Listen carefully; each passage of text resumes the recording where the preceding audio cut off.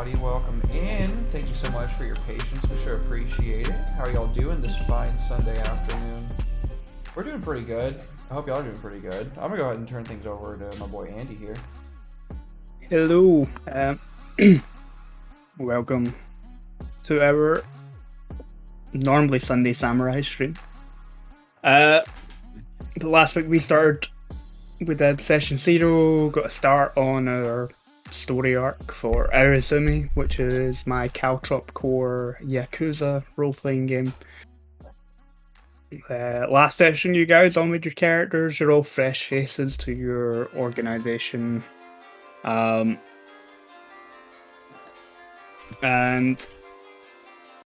we got a start on role-playing.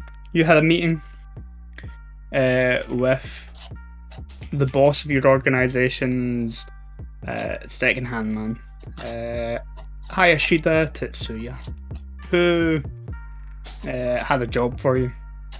You were tasked with going and finding a member of a local triad gang who owes him money from gambling. You were given a location. You went.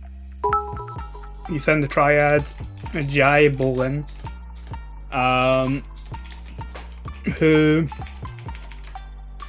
was in the restaurant, Chinese restaurant you went to with two younger members of the gang. You quite smartly lured him outside, pretended to be drunk on a winning streak. You knew he has a gambling problem.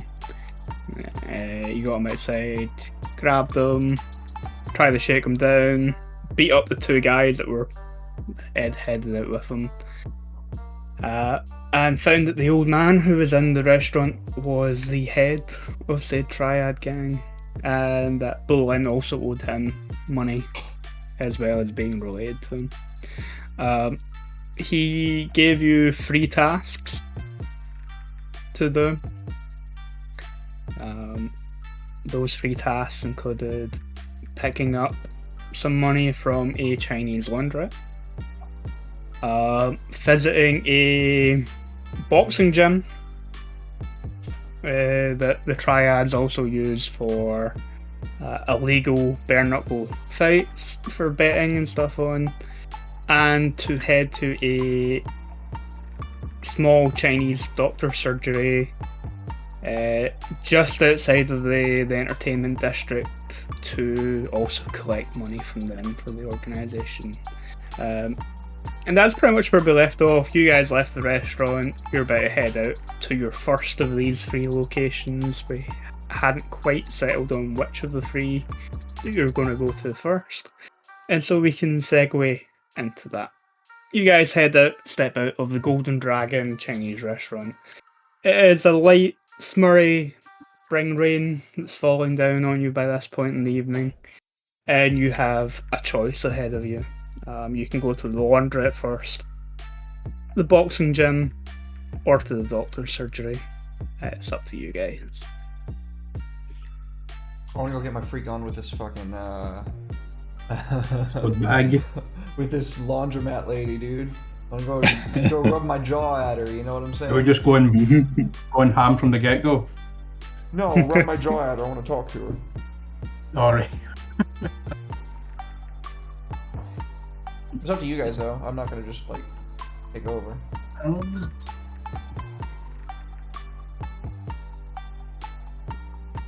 fine with doing some laundry. Yeah. I just like rub my nose, just like The old okay. lady first. Okay. The Sorry, I'm laundrette just first. finishing dinner here. I'm fine with the laundrette,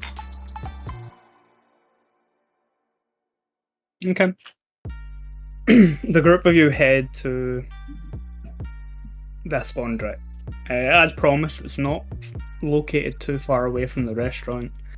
You guys are still in what's referred to as the Little Asia district of Kabukicho.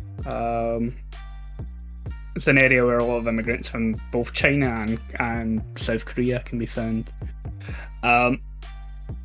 Yeah, the laundrette, unlike the restaurant, while it has windows and stuff all out in the front, most of them are covered with flyers that people have put up, advertisements for things, big massive posters telling you the prices for dry cleaning and ironing and quick return, like if your business suits and stuff need a quick clean in Steam.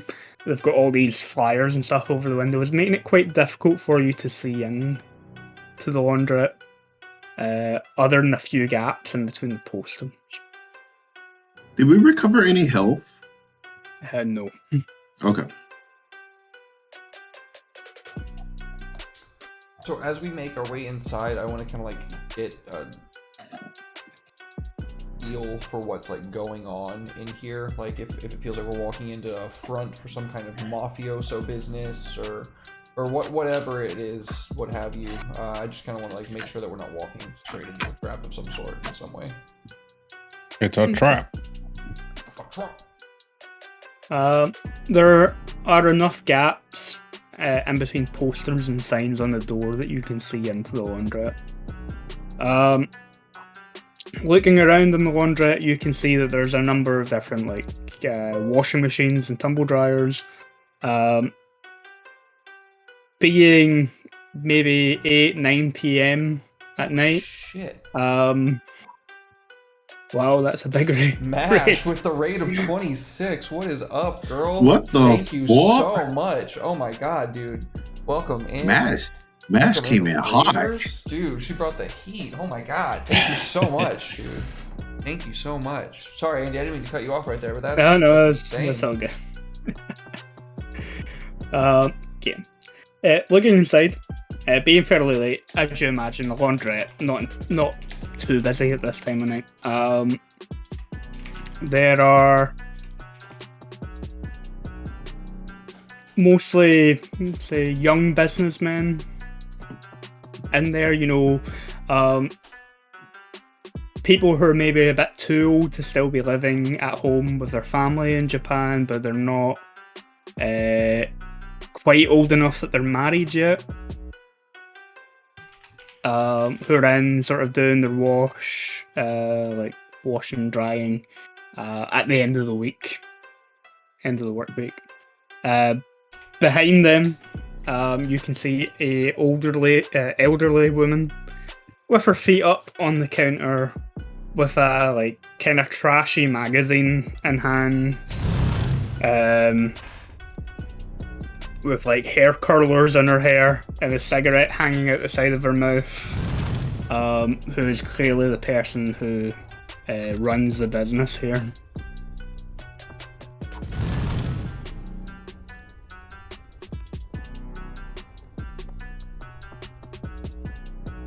Sorry, I think Well, my dear, alert box you- is freaking out.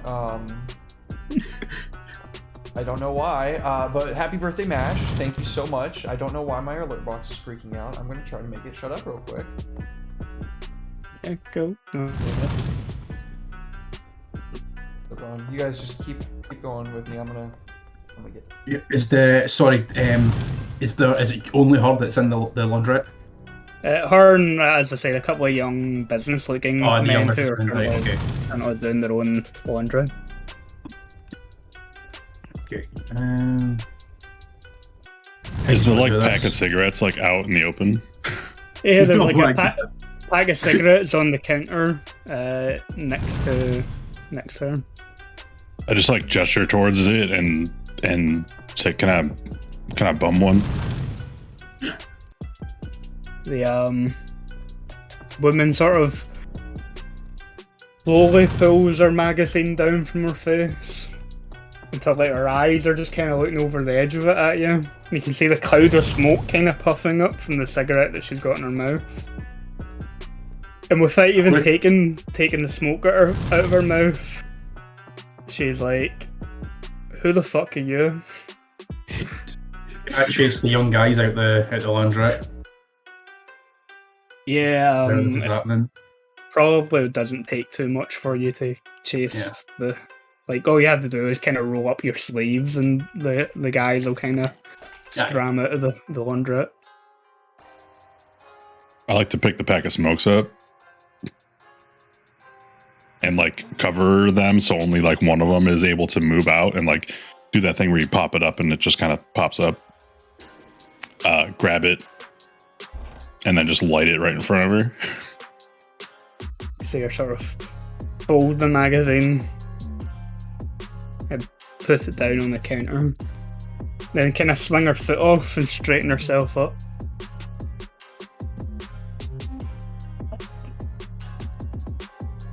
And then I just... Oh, go ahead. This place is protected.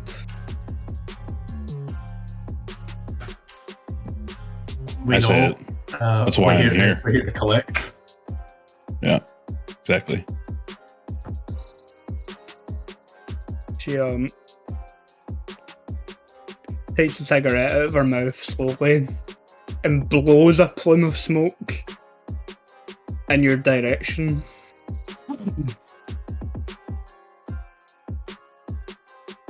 Aye. I didn't know that I was doing business with Yakuza. No, we're simple businessmen. You've been late on your fees. It's time for you to pay up.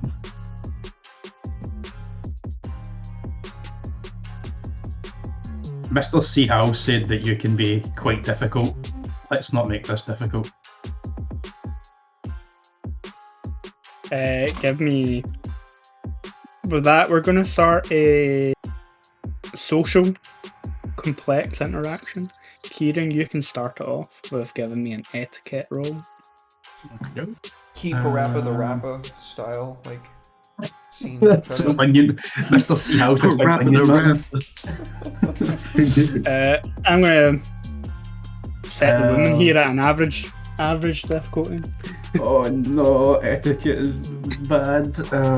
Okay, let me just get on. Okay, your companions can help you out. Oh, I got you.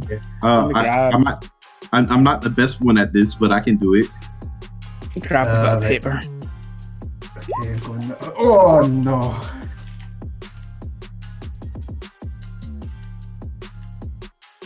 I got a 1. I got 1. I get the 2 as well, but the 2 doesn't do anything, does it? Nah, let me. Nah, I got a 1. I'm not even logged on the roll 20 yet. I got a 2 4s and a 2.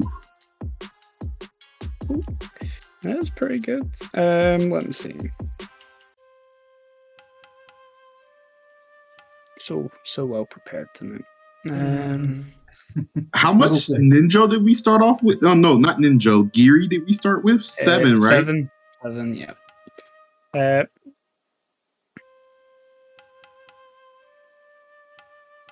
And Okay, because I have no ninja yet.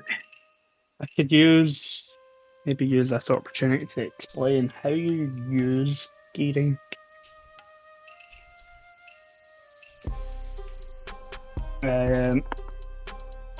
So, Kieran, you got a 1 and a 2. Yeah. So you could use Giri. So your Giri represents your character's loyalty to your organization. But you can spend it to increase the dice roll. A 2 to a 3, or a 3 to a 4, whatever. You're increasing the dice roll by 1.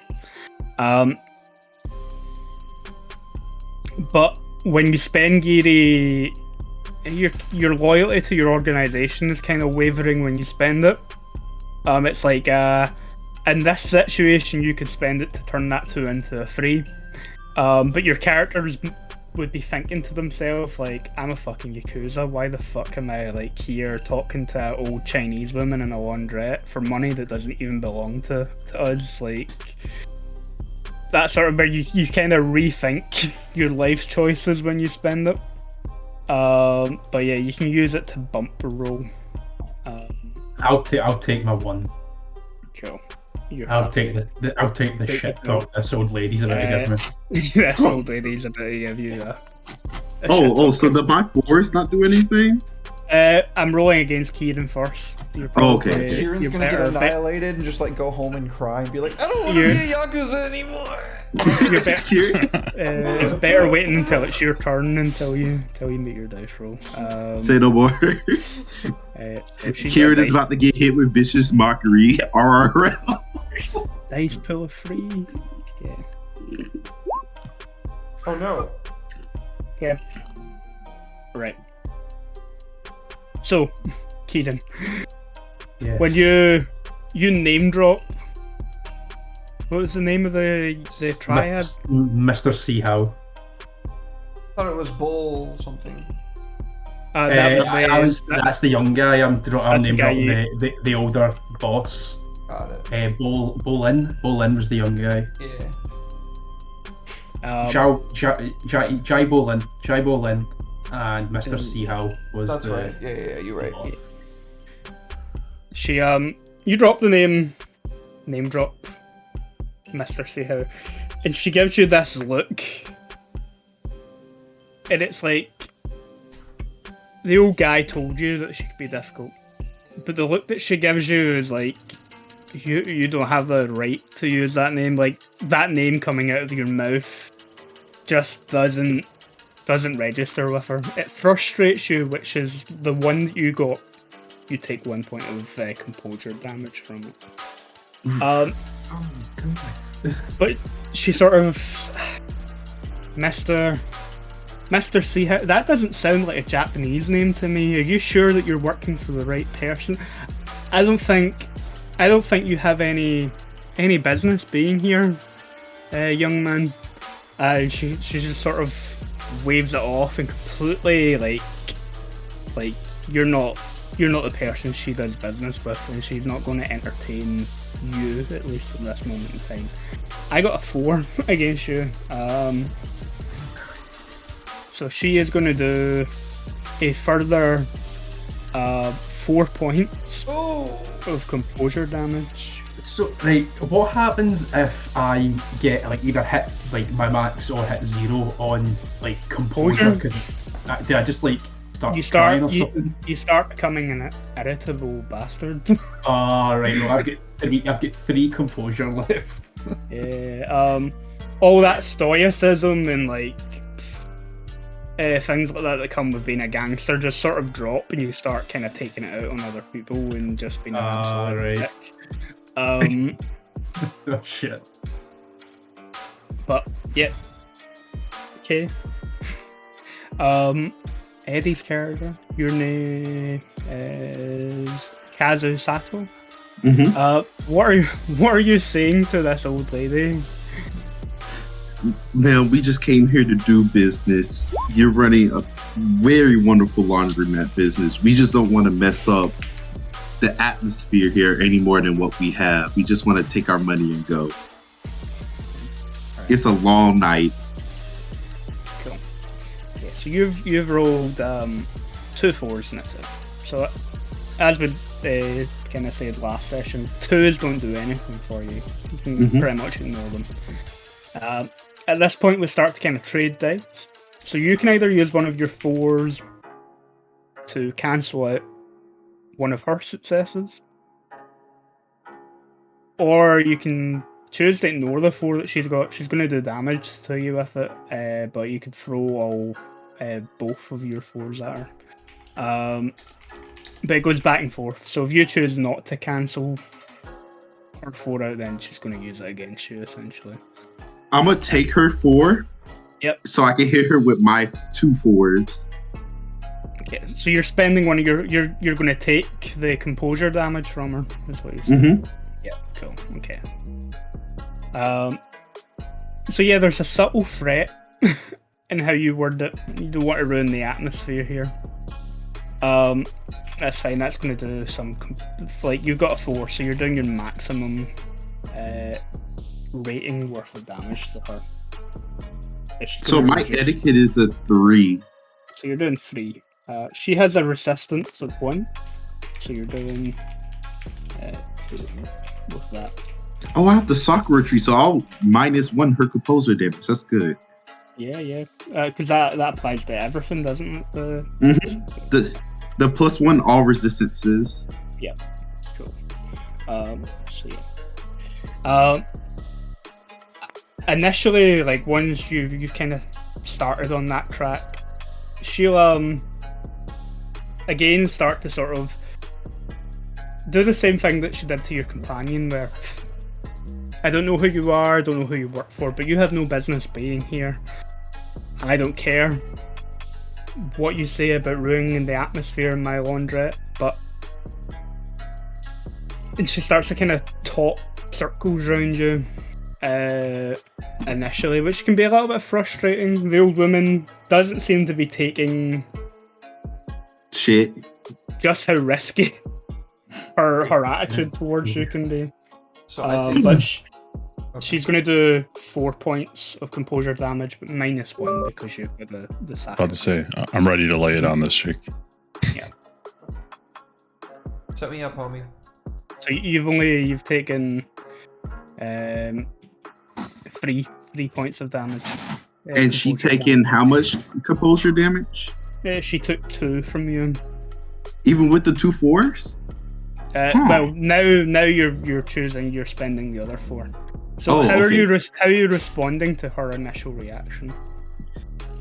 You say that you don't care, yet here we are. You're not calling for help or anything. You're not avoiding the fact that you don't owe somebody money. And considering we were sitting here to collect money, and you're acting like that name doesn't sound familiar. Man, we're not here to play any games right now. Okay. With that, she's going to take 3 points. Yeah, so she's still composed enough that she is being kind of resistant to the idea of handing money over to a group of Yakuza that she's never ever met before. Even if you are using the name of a well-known triad gang boss.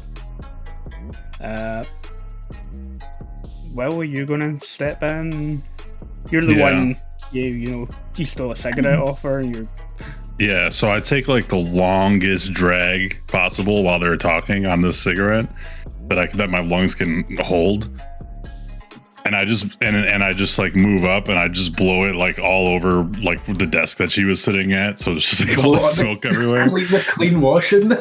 And I put, is there anything else on this desk? Like any clean laundry or anything? On the desk, you can see most of the clean laundry is behind her. Like okay, suits I gotcha. And stuff are kind of hung up. On the desk. Is there like papers on the desk? Yeah, there's like papers. Her lighter from the pack of cigarettes is there. There's maybe even a tip jar and a jar where like or like boxes of detergent and stuff that people can buy when they come to use the services. So there's some papers there. So I just take the cigarette, which is like still half of it's still there, and I just take it and I just put it out right on top of the papers that are there. Yep. And I'm like, we wouldn't be here if we weren't sent here. And I look around and I'm like, the faster I can get out of this shithole, the better. Yeah. Find the payment. Etiquette roll. I was being polite. You guys are being mean. I was like, Belle, lady. You guys are like, fuck this place. Okay. She got nothing in her roll against you. And you've got 3 and a 4. So that's a lot of damage.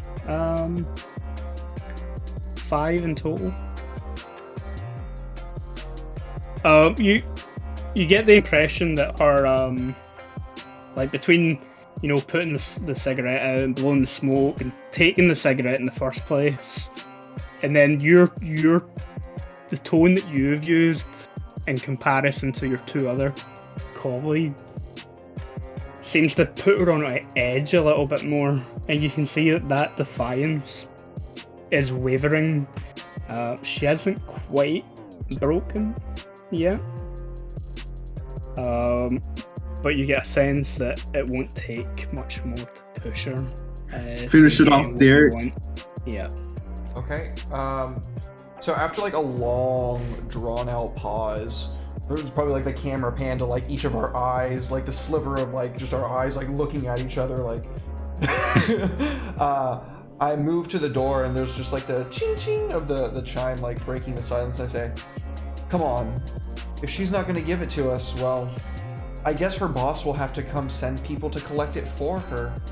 He sent us to make it easy on her, but I guess it's going to be the hard way after all." Like, yep. So what's he like? Oh, Jesus Christ! Oh my! Use your ninja. Use your ninja. Use your Giri. I'll make that 2 into a 3. That's the best thing I can do, right, in the situation. Yep. So yeah, you're how is this situation lowering your loyalty to your organization? I was about to bail. I wasn't bullshitting. I was literally gonna be like, all right, fuck it. We'll just go have him send some goons to beat this old lady or something. Like, fuck it. I'm not above having an old lady beat so that I can get what I want.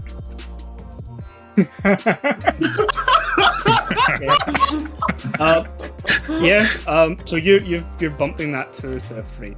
Yeah. Oh boy. Her dice pool is pretty much down to the limit, so she's only rolling again 1d4. Okay. So, Derek, you can either. No, I'm gonna have to give her the damage. I'll take the damage too. That's fine. Yeah, you're taking the damage with a 3. You're doing half. Which is 2 total. Yeah, she. If anything, your attitude has actually made her more defiant again. And that frustrates the fuck out of you. That's why you're taking 4 damage. 3 damage. Yeah. Oh, yeah. Yeah, from yourself and her. She's also doing 3 damage to me. 2 points of damage to you. Bless you. But yeah, like, once you start going, screw this, like, the triad boss can send people to deal with you, and like, she's like, in her head, that's like, there's a little bit of smug satisfaction on her face as she puts the cigarette back in her mouth. And like, you're a pretty young lady, and you can see that she's a little bit spiteful of that as well, and kind of blows the smoke in your direction while you're saying it to just add insult to injury. And then kind of eyeballs Will's character because he was the most aggressive with her. And like sort of turns her chin up like, yeah, you're gonna have to try harder than that. Oh my god, I want to punch her so bad right now. Can I walk back up? Can I just walk back in front of her like, ma'am, please, you're around the same age as my grandmother. I wouldn't want anything bad to happen to you. I think I got to give us the money I'm and about let to us go on our way. start smashing up trials here. I'm about to break a fucking dryer, yeah. Aye. Can I talk to her first before they do this? Aye, but see what was going on after she fucking punked me, man. I'm already looking for like a fucking pipe or like a broom. If she turns her chin up at me, I think I have to uppercut her. I think that's just how it works. Let me just talk to her first. Okay. Once I hear a reply to Eddie, if she's giving him lip, I'm literally like dryer door like swung open and just kicking it right off the hinges. You see my arm twitching, so you better say something. Etiquette roll, please. Okay, so I have to go down by 1. Okay, so it's back down to a new round, so I got to give her 3d4. All right. So, old lady, I really don't want you to get your ass kicked. Oh my god. I'm gonna use mine to bump it up to a 4. Okay. So the way my guy sees it, it's like I really don't want to see this old lady get her ass beat because of some money. I just wanted to be a sushi chef, bro. Yeah, I don't want to go around beating old ladies for fucking criminal gangs. Yeah, that's pretty much how he's seeing it. He's like, I really don't want to see nobody get an old lady ass get kicked for some money. I just wanted to be a sushi chef, man. Okay, that's fine. And then you're exchanging first, so like you've got all 3 composure damage there, and you can see that she's about to pass a comment, and then she kind of stops herself and like puts the cigarette out in the ashtray that's like next to her. She can see the frustration on both like Kieran and Will's face. See Kieran's character's looking for something, a door, something to kick in, and like the twitch. That you're trying everything you can to sort of, not get an old lady's ass kicked here. She sort of grumpily sort of shoves her chair back and gets up. You see her going into the back and coming out with a duffel bag and putting it on top of the counter. See how his laundry is in the bag. Thank you for the business, and I'm gonna give her about auntie, and I'm gonna grab the bag. Let's go. Check it. Give it a quick unzip and see what's in it. Fine, quick unzip. I'm gonna look. If it's pants, like she's getting her ass beat. I'm gonna quickly unzip it and be like, okay, what's in here, Andy? Quick unzip. There are a number of stacks of money, but there is also dry cleaning in here as well. Okay, my shirt is in there. Let's go, boys. And female. I'm already by the door. Thank you, auntie. Thank you for the dry cleaning. You have a wonderful day. And I'm gonna wait till they leave first. I'm gonna wait for them to leave first. Like, get out of here! Don't you hurt this old woman. Slam one of the tumble dryers closed on the way past. I like straighten up and then kind of like you can see me like roll my shoulders back and just calm my body for a moment, you know, take that second. Feeling stressed out, I'm like, that cigarette was kind of nice. I'm literally just gonna take the pack of cigarettes that was on the counter. These are mine now. I just pick them up and I'm looking at her the whole time, right in her face. Just pick them up and I just light another one and I just look down at the cigarettes, look at her, and I just pocket them. And then I just walk away. So that spare change I mugged off of the other guys, I'm gonna put her in her tip jar. I'm sorry, auntie. And then since everybody left now, I'm gonna leave now. You're the last one out. As you glance behind you on your way out, you can see the old woman sort of collapse back down onto the chair, like breathing quite heavily, like, oh, fuck, maybe I pushed too many buttons there, but yeah. The door of the laundrette sort of jingles shut behind you as you're the last one out. I almost uppercut that old Chinese bitch. Oh my fucking God. I can't believe I rolled so poorly, man. That's so devastating. I know, Stick her you're chin supposed up to be at the me. social character, and you... Oh man, that roll. That totally just... It makes sense though, you're like a pretty young lady and she's this old with her woman, bat. like, yeah, spiteful, hates you. You're everything that she used to be. Meanwhile, me, the good sushi chef boy. You reminded her of her nephew, you're good.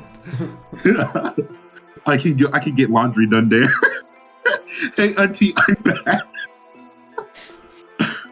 I puffed a cigarette right in her face and called her place a shithole and then stole her cigarettes. I kind of greedily grab one of the cigarettes from your character, Will, and start like sparking it up. I'm like, so where are we going to next? Just like sitting there with it hanging in my mouth, kind of like the old lady, like not looking my best right now, soaking wet from the rain. Yeah, by the time that you're all back outside, that light spring drizzle has became a little bit heavier. Is there like an umbrella nearby? Hide under like a porch or something where we kind of discuss what we're going to do. No umbrellas nearby. We stop but in a you can 7-Eleven. Yeah, hang in the underhang or go into like a store or something for a little bit. I pick up an Shelter. umbrella.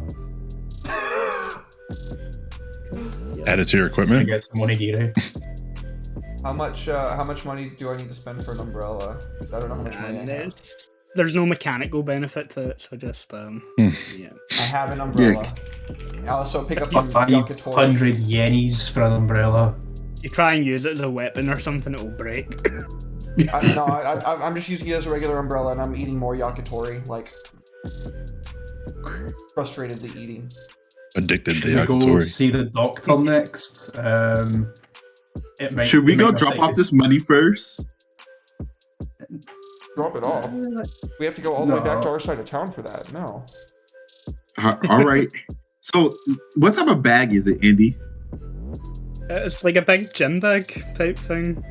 Like one of the ones I can put on my back, or is it one of the ones I have to carry? No, it's a big one that you have to hold like in your hand. Damn. You probably sling it over a shoulder, but all that nice, perfectly ironed dry cleaning will all get messed up if you do that. That's a consolation prize. That's some new shirts for us. Yeah, fuck this guy. We're not giving him his shirts. Fuck him. Yeah, he's fucking laundry. Right. Yeah, that'd be good. Oh, we should piss on it and leave it at the door.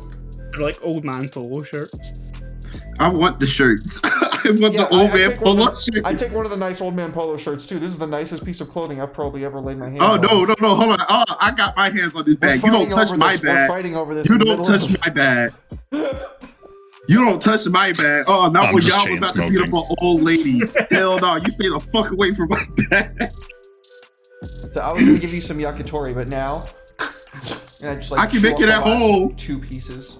None for you. I can make that at home.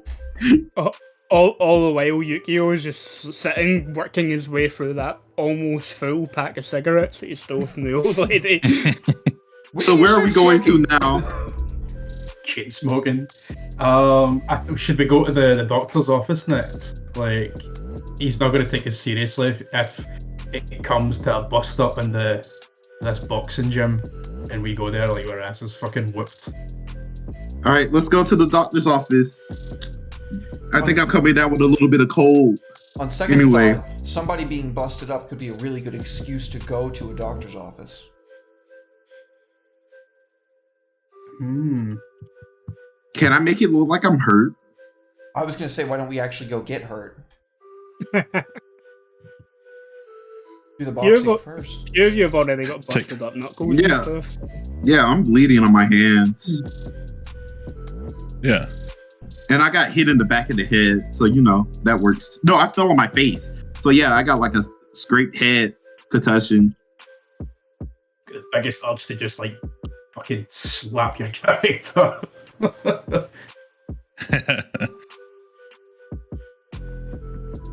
So to the doctor. Do you think we should risk the gym first? Like, no, I want to go to the doctor's office first. Yeah. Let's go to the doctor's office first. We can always like. We can rest and heal. We can clock me. I'll clock you. Trying to fight an old lady. Just didn't respect us. Like, fucking, we're lucky to even have got that money. Yeah, you guys head to the doctor's office, probably the furthest location. You head there. It is like a multi-story sort of office type building that's in, but like all of the different units in the office are rented out to different businesses. Looking for like the intercom sort of system for the building, you can see that the doctor's office is on like the 3rd floor. What's the doctor's name that we need to see? I don't think he said. Don't think I said, but let's. What's that say on the door?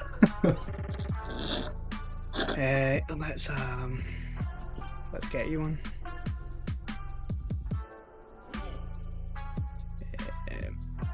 Call an ambulance, but not for me.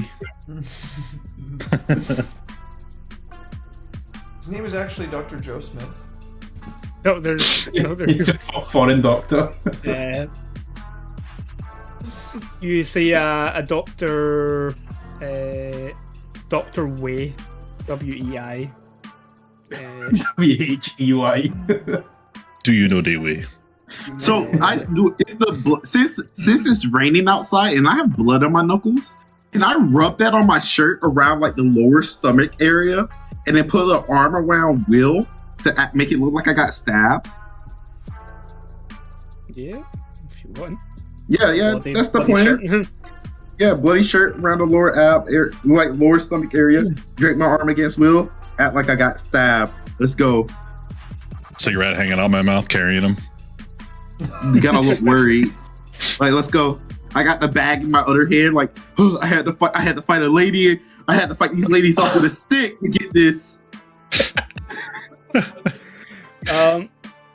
If you try the intercom, if you try the intercom for the doctor's office, like it buzzes, but there's no response. The window open? It's on the 3rd floor. Is the door open? Maybe in. The door's not open though. It's a business building and it's like 9 PM at night. Like. Okay. All Are any of the hand lights on? Oh no! I hand the bat the wheel. I'll be right back. I'm gonna go around the building looking for an opening. If it's on the first floor, the second floor, like a window, something I can climb through. There's a Nothing? fire escape around the side. I'm going up it.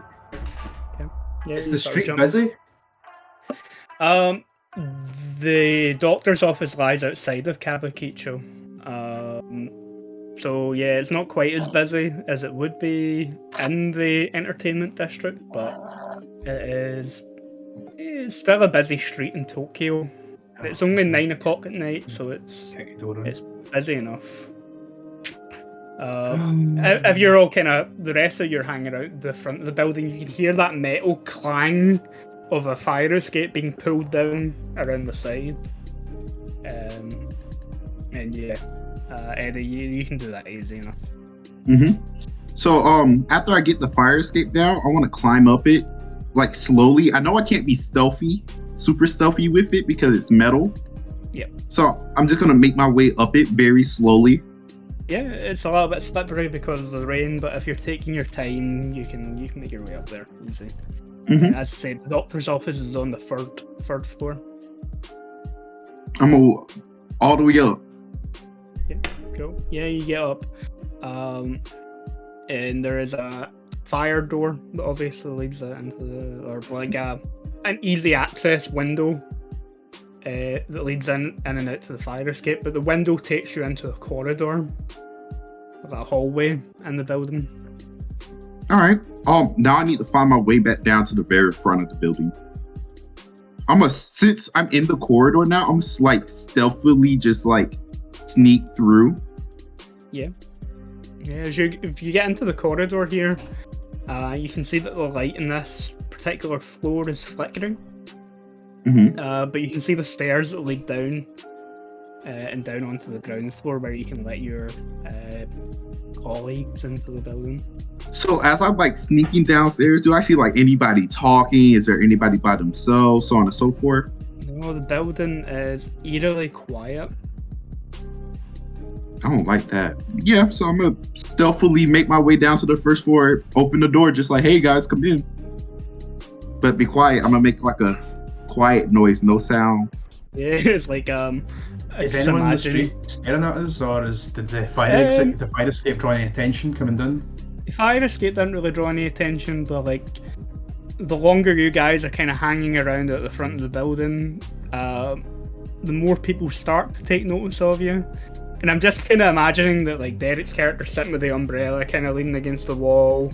Will's character kind of leaning against the door frame, having another smoke, already halfway through the packet. And you're contemplating kicking the door in, and then Eddie's character sort of pulls the door open and is like, "Right, come in." Lung cancer speed run. And I'm telling them to be quiet, just like. So I'm gonna make this quick. I think we were drawing attention now.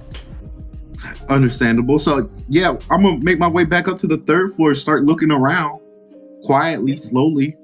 What's in the other offices like? There's loads of small businesses and stuff that kind of run out here. There's like your sort of cosmetic sort of places, and like they rent it out to like individual professionals. So there's maybe lawyers' offices and other small but professional businesses that operate out of this building. On the third floor, there's only 2 businesses that operate here. There is Dr. May's surgery, and there's like a accountancy, sort of an accountant who runs a personal as well. Can I try the lawyer's office door? The lawyers. Okay, you've got no reason for going into the lawyer, but yeah, it's locked. Is he in? No, is he away? no. It's a business building at like 9 p.m. Right, aye, so he's Friday good. night. Aye, good. Right, he's not there. Right, good. Aye, I'm going to go in his office and have a rummage. It's locked. We'll kick the door in. Oh Jesus, no! I'm not gonna let him kick the door in. You kick Why the, are you you looking in the kick doctor's you office? kick Yeah, the like, knob so when off. he, like, No rears kicking back- the door. You kick the knob off, not the door itself. When Kieran like rears back to like Sparta kick the door, and I just like grab him by the shoulders and like pull him back. I'm like, "What are you doing? You're gonna like set off alarms or some shit." Not even the right door. Yeah, not even the right Nah, door. but, like, there won't be any alarms, and like, it's the 80s, man. They have those now. Let's get what we're here for first, and then we'll come back down. right? I wanted to see if like they had any dirt on anybody that we could have. You don't even know what you're looking for. Anything, names, triad names. Yes, they're gonna have a wall that says Triad have dirt on. I don't think that triads operate the same way Yakuza do. This lawyer is just gonna have a wall that says, "Oh yes, all the triads I have dirt on." Like, It's just like in a folder Triad called boss is incriminating gonna evidence. Send you to the building where his personal lawyer operates out of. No, not the boss, but I mean, We just find that like fucking wall from that episode of Always Sunny in Philadelphia with all the like yarn tied to like different places. If you work for a criminal organisation, you're probably not running Yeah. your business out of a shitty, low rent building like this. right, I'm not kicking after I've been Yeah. reasoned with. They were like grumble ahead upstairs. But yeah, I'm looking around the doctor office. Is there anybody Like if you're just here? like, I'm gonna break a door in, I'm gonna like see if there's anything worth stealing. Like, cool, yeah.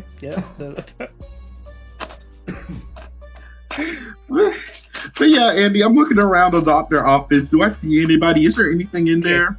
Okay, you get to the on the third floor. You're looking at the doctor's surgery. There's a sign there, just at the side of the door, telling you that's what the business is. You can see that the door is closed, but to your surprise, it isn't locked. I'm gonna push it open. Shotgun on a string. Push the door open. There's no lights are on inside the office. But when you step into the sort of reception area, you can see that there's been. Actually, give me a cunning roll, just a simple roll, as you're the first one in for the door. Damn it. Hey. Okay, yeah, I'm good. I'm lit. I'm lit. Yeah, I'm yeah, gooch. You gain a point of ninja. That's fine. I'm that guy. I'm that guy. Yeah. You, I'm going to describe what you see, and then with the 4, you can take control of how you're fully reacting. Sorry, I need a sec. And how it inflates your ego as well. But when you're the first one in, you like said, surprised that the door isn't locked. You push it open, push your way in. There's sort of like your the curtains in the office are like the sort of laddered curtains, so there's light coming in from the street outside. Not an awful lot of light. And initially the room looks in order. But you notice a few things are out of play.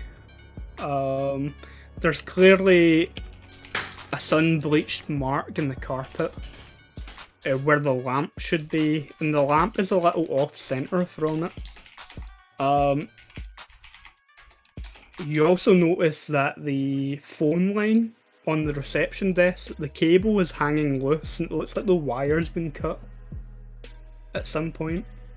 And one of the chair legs on the chairs for patients to wait in the reception has been broken and very hastily sort of fixed.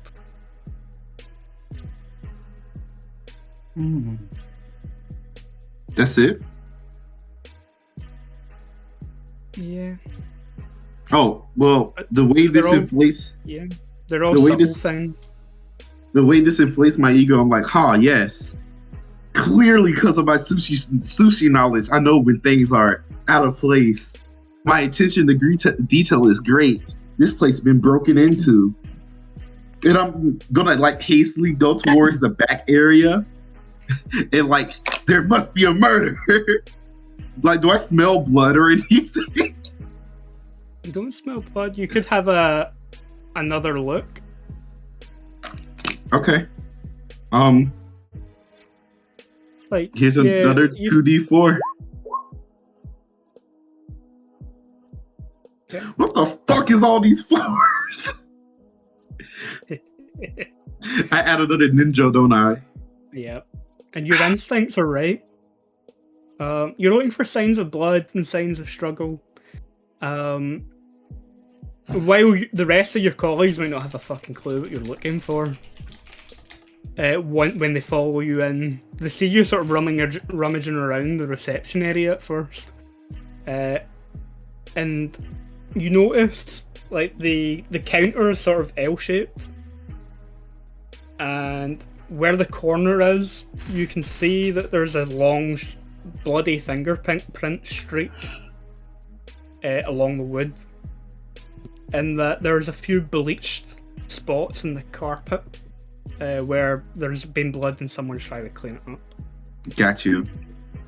And I'm gonna turn to my comrades and be like, dear chaps, this is a murder scene. Do we need to get you a pipe and a double-filled cap? Your stalker hat. But no, I'm gonna point out all of the things and this is how my ego is inflated because I'm like, you simpletons, you fools. Yo, they didn't notice this? We just elementary. Got here. Elementary. While he's like inspecting the blood and stuff, can I go through the desk drawers and if there's any like cupboards or anything looking for the money? So there's this room, which is the reception room. There's a door behind the reception that leads presumably into the doctor's surgery. The reception itself doesn't have too much in it. There's like a book on the desk with some phone numbers and stuff in it. If you look through it, it's other doctors and specialists and stuff that it tends to refer to. The fact that the phone line has been cut is a bit strange. But there doesn't seem to be anything of real value out here in the reception. Can I work out the murder scene? Like how this person got killed? I can take his doctor's book. That might be handy. Yeah, you can take that.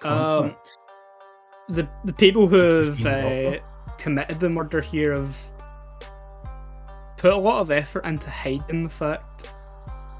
But you can tell that it has been at least 3 days going by how dry the blood is. Yes, thanks to my sushi knowledge, this blood has been here for 3 days' time. Don't fish have different blood than people? I cut myself plenty of times. So while he's like going off about how great he is, I'm looking around for like signs of like, I don't know, this is gonna sound crazy, but like some kind of hidden compartment or like some like panic room or anything that I feel like these people would have kept their money, like even just a safe, like even if it's just a safe, just anything that I feel like would. Can I go into the doctor office now? In the reception, there's nothing like that, Derek. Oh, I'm going to take the end of the phone, like the phone wire. Yeah, everybody's talking all at one time. Sorry. I just want to crack a joke at Eddie, but I'll get on with it. Yeah, Derek. I was just gonna say, I meant to like search, like begin searching like the office itself. Yeah, cool. Yeah, you leave them to the reception. You push the door open into the doctor's surgery.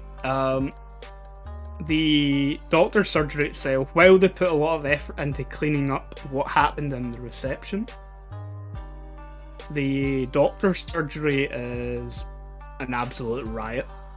The desk has been kicked over.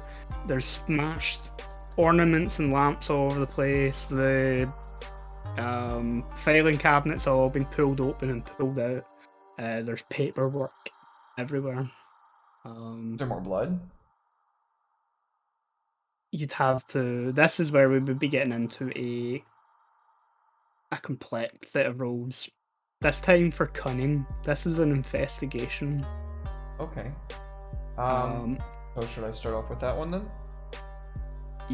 yeah. This is Detective Eddie. Detective Uh, Eddie is on the case.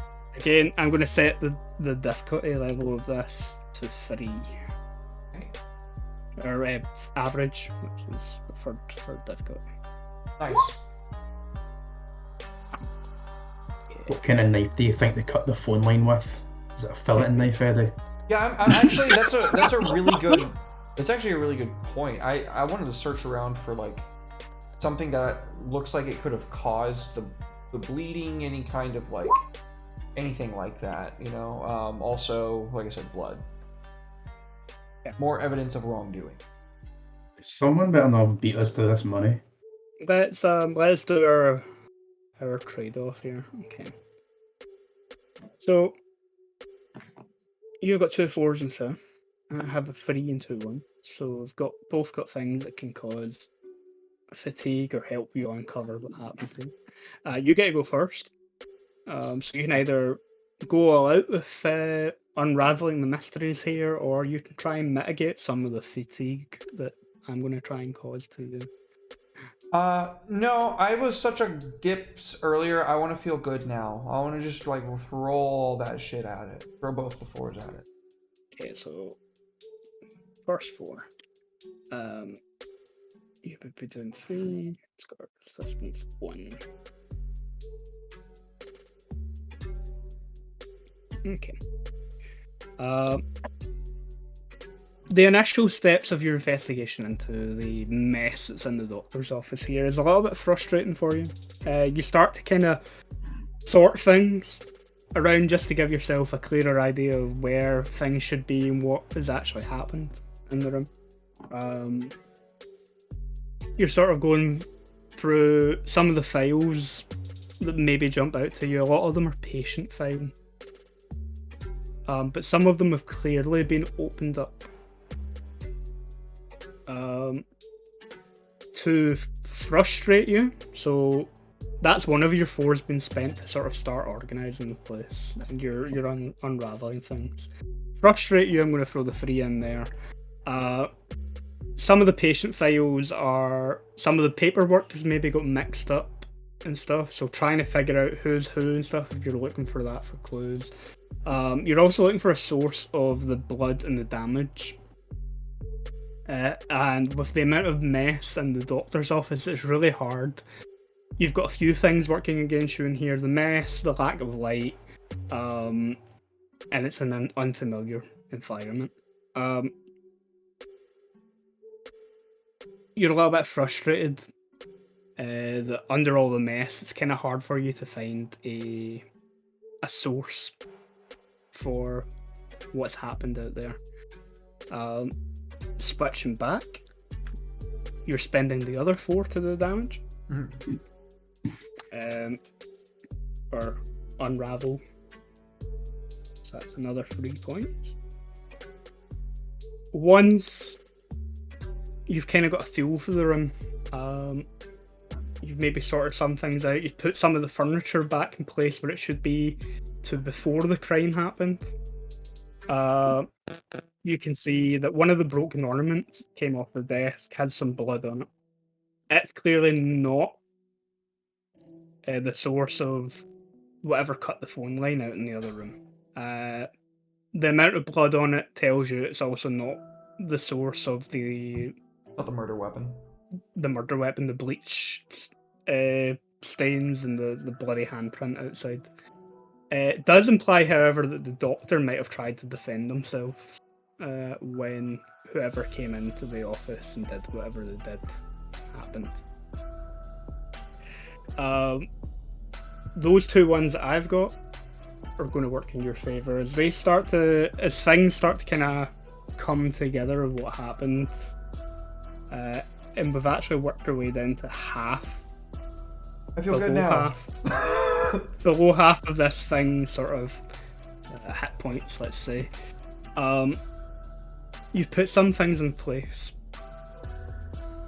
Going by the amount of damage and carnage that's in here, you're figuring maybe between 2 and 3 people maybe came into this doctor's office. Someone cut the phone line outside. The blood out there probably came from a receptionist or something like that, not the doctor. The doctor tried to fight back. It probably didn't go his way. They've probably dragged his ass out. And then someone rummaged through the patient files here for something important. Going through the patient files though implies that it's not the money that ails the old man. Is anyone else coming into the... Yeah, Oh, I was going to come in next. Go on in, the Kieran. I'll let you go. Yeah, Oh, cheers, man. you give me a cunning roll as well. I was going to try and follow up from that and maybe have a think or to see if there's anything left lying about that might have indicated who came in or like if they had an affiliation with anybody. Yeah. Let's see. Oh, that's terrible, but there's 1-4. Okay, that's not too bad. You just got to wait for Sherlock Eddie to get in there. No. So again, you're going first. The whole plate. I have a 3 and a 2, so I can cause you fatigue in the Okay. situation. You've got options for getting rid of it. You don't have to spend your 4 first. You can spend that at 3 to get rid of 9, and then use your 4. Or Yeah, I you can think go all out and try and uncover what happened here. Nah, quicker. I think I'm going to go all out. I'll take the wee done. So we're going with the 4 first. Mm-hmm. You come in, you find your colleague, Yomi, sort of organising the place into some semblance of what it would have looked like prior to whatever happened here. I yell at him to stay by the door. Like when I see him coming in, like as I'm organizing, I'm like, hey, you stay by the fucking door. I'm not done yet. Once you've sort of settled down though, you can come in.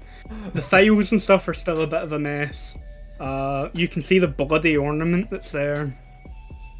And then I hot girl Sherlock Holmes explain it to you. Yeah, she explains what she's uncovered. You maybe pick up some of the files.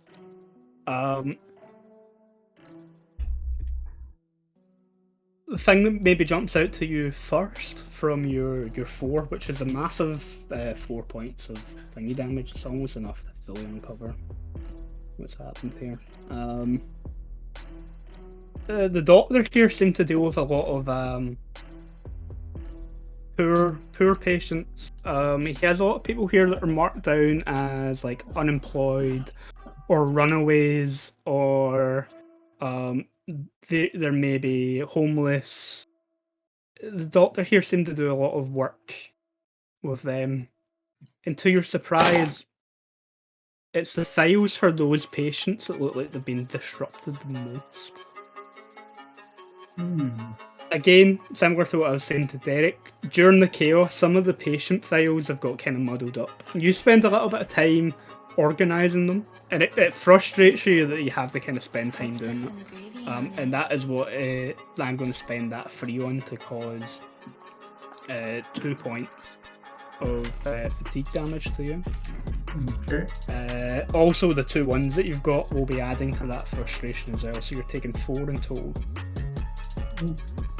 But with your 3, you're able to do a further 2 points, which is enough for you to fully uncover the mystery in here before any of your other companions will have to come in for them.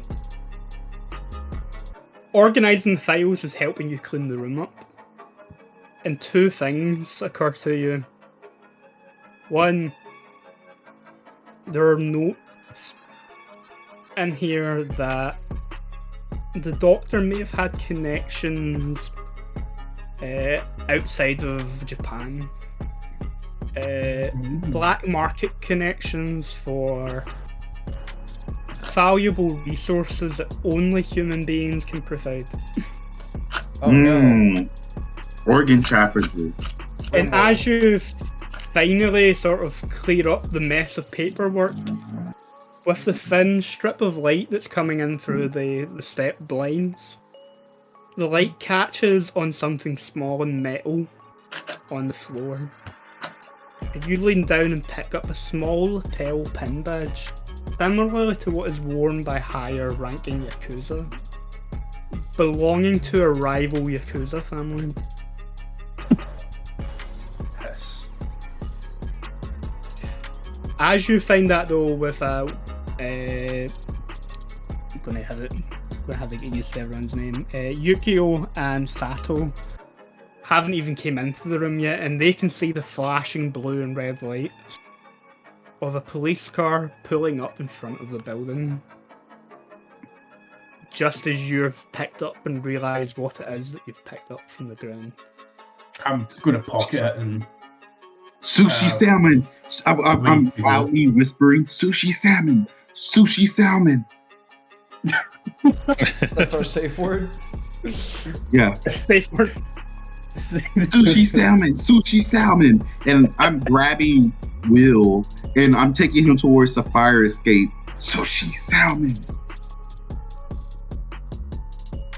Yeah, I'm gonna. This familiar safe word, the two of you know that there's cops outside. You can see the flashing light when you come back out into the reception. Is there anywhere to hide or anything? Sushi salmon. You should have enough time to reach the fire escape before the police can come up. Okay. 3 flights of stairs. Yeah, try to piece out. Yeah, I'm already outside of it. I'm like, hey, yo, I'm about to haul ass. Well, What I'm going to ask for all of you, though, as you're hauling ass, is for a physique roll from each of you. It's just a simple roll. About to haul good ass. Oh no. oh no. Relax and take notes. Wasmo toes down marijuana stones. Yeah, I'm hardcore parkouring right out of this fire exit. Oh, Fire escape. goodbye. Yeah. Oh wow. Two of you are getting a good buzz out of running from the cops. Derek might be getting nabbed. Okay. Eddie, you're making an efficient escape without getting too ahead of yourself. You're wearing heels. They might not be big heels, Derek. Makes it pretty hard to escape through alleyways and though, Change my shoes. and get down a fire escape and heal. Unless, of course, you want to spend any points of Giri. Oh, I already spent one. Yeah, I'm not gonna get nabbed by the cops. We'll spend another. Then you end up like you're halfway down the fire escape. You end up ditching your heels to make it easier for you. You get down. Eden and Will, can you both tell me what's making you feel so good about getting away from these cops?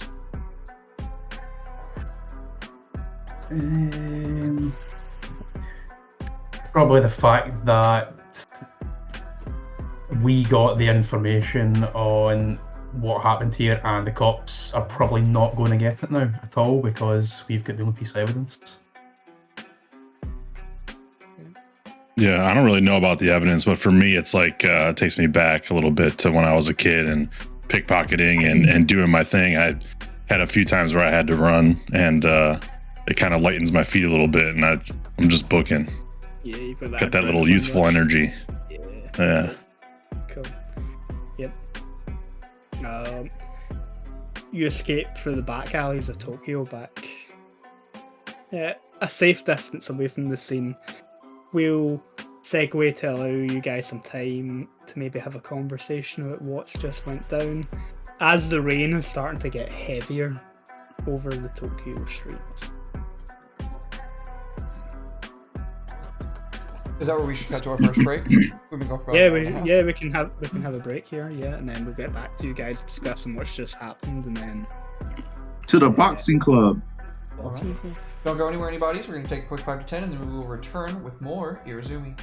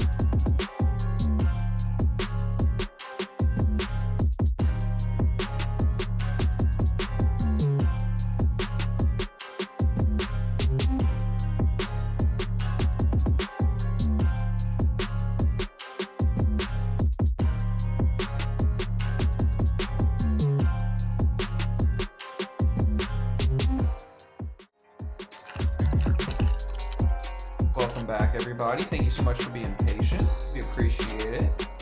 Go ahead and turn things back right on over to Andy. Hello. Okay. So you guys have just escaped the scene of a crime that you guys didn't commit. Having uncovered a few things about the doctor, and that something has happened in that doctor's office.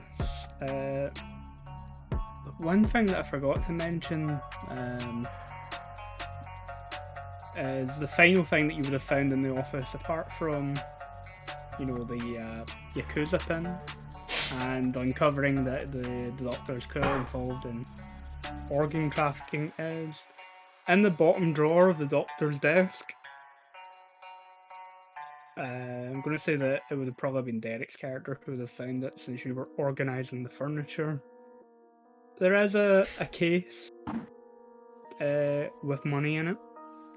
So whoever robbed the doctor's office didn't take the cash. They took the doctor and some of the patient information, but not the money. Well, that's definitely in my purse. So now we have a laundry bag, a briefcase. Now we have to go to the boxing club. Oh, it's like a whole briefcase, like an attaché or something? I thought it was like a small one. Yeah. Okay, then yeah, I'm carrying the briefcase. That won't fit in a purse. But you find yourself in an alleyway, somewhere just outside of Kabukicho, with the rain growing heavier,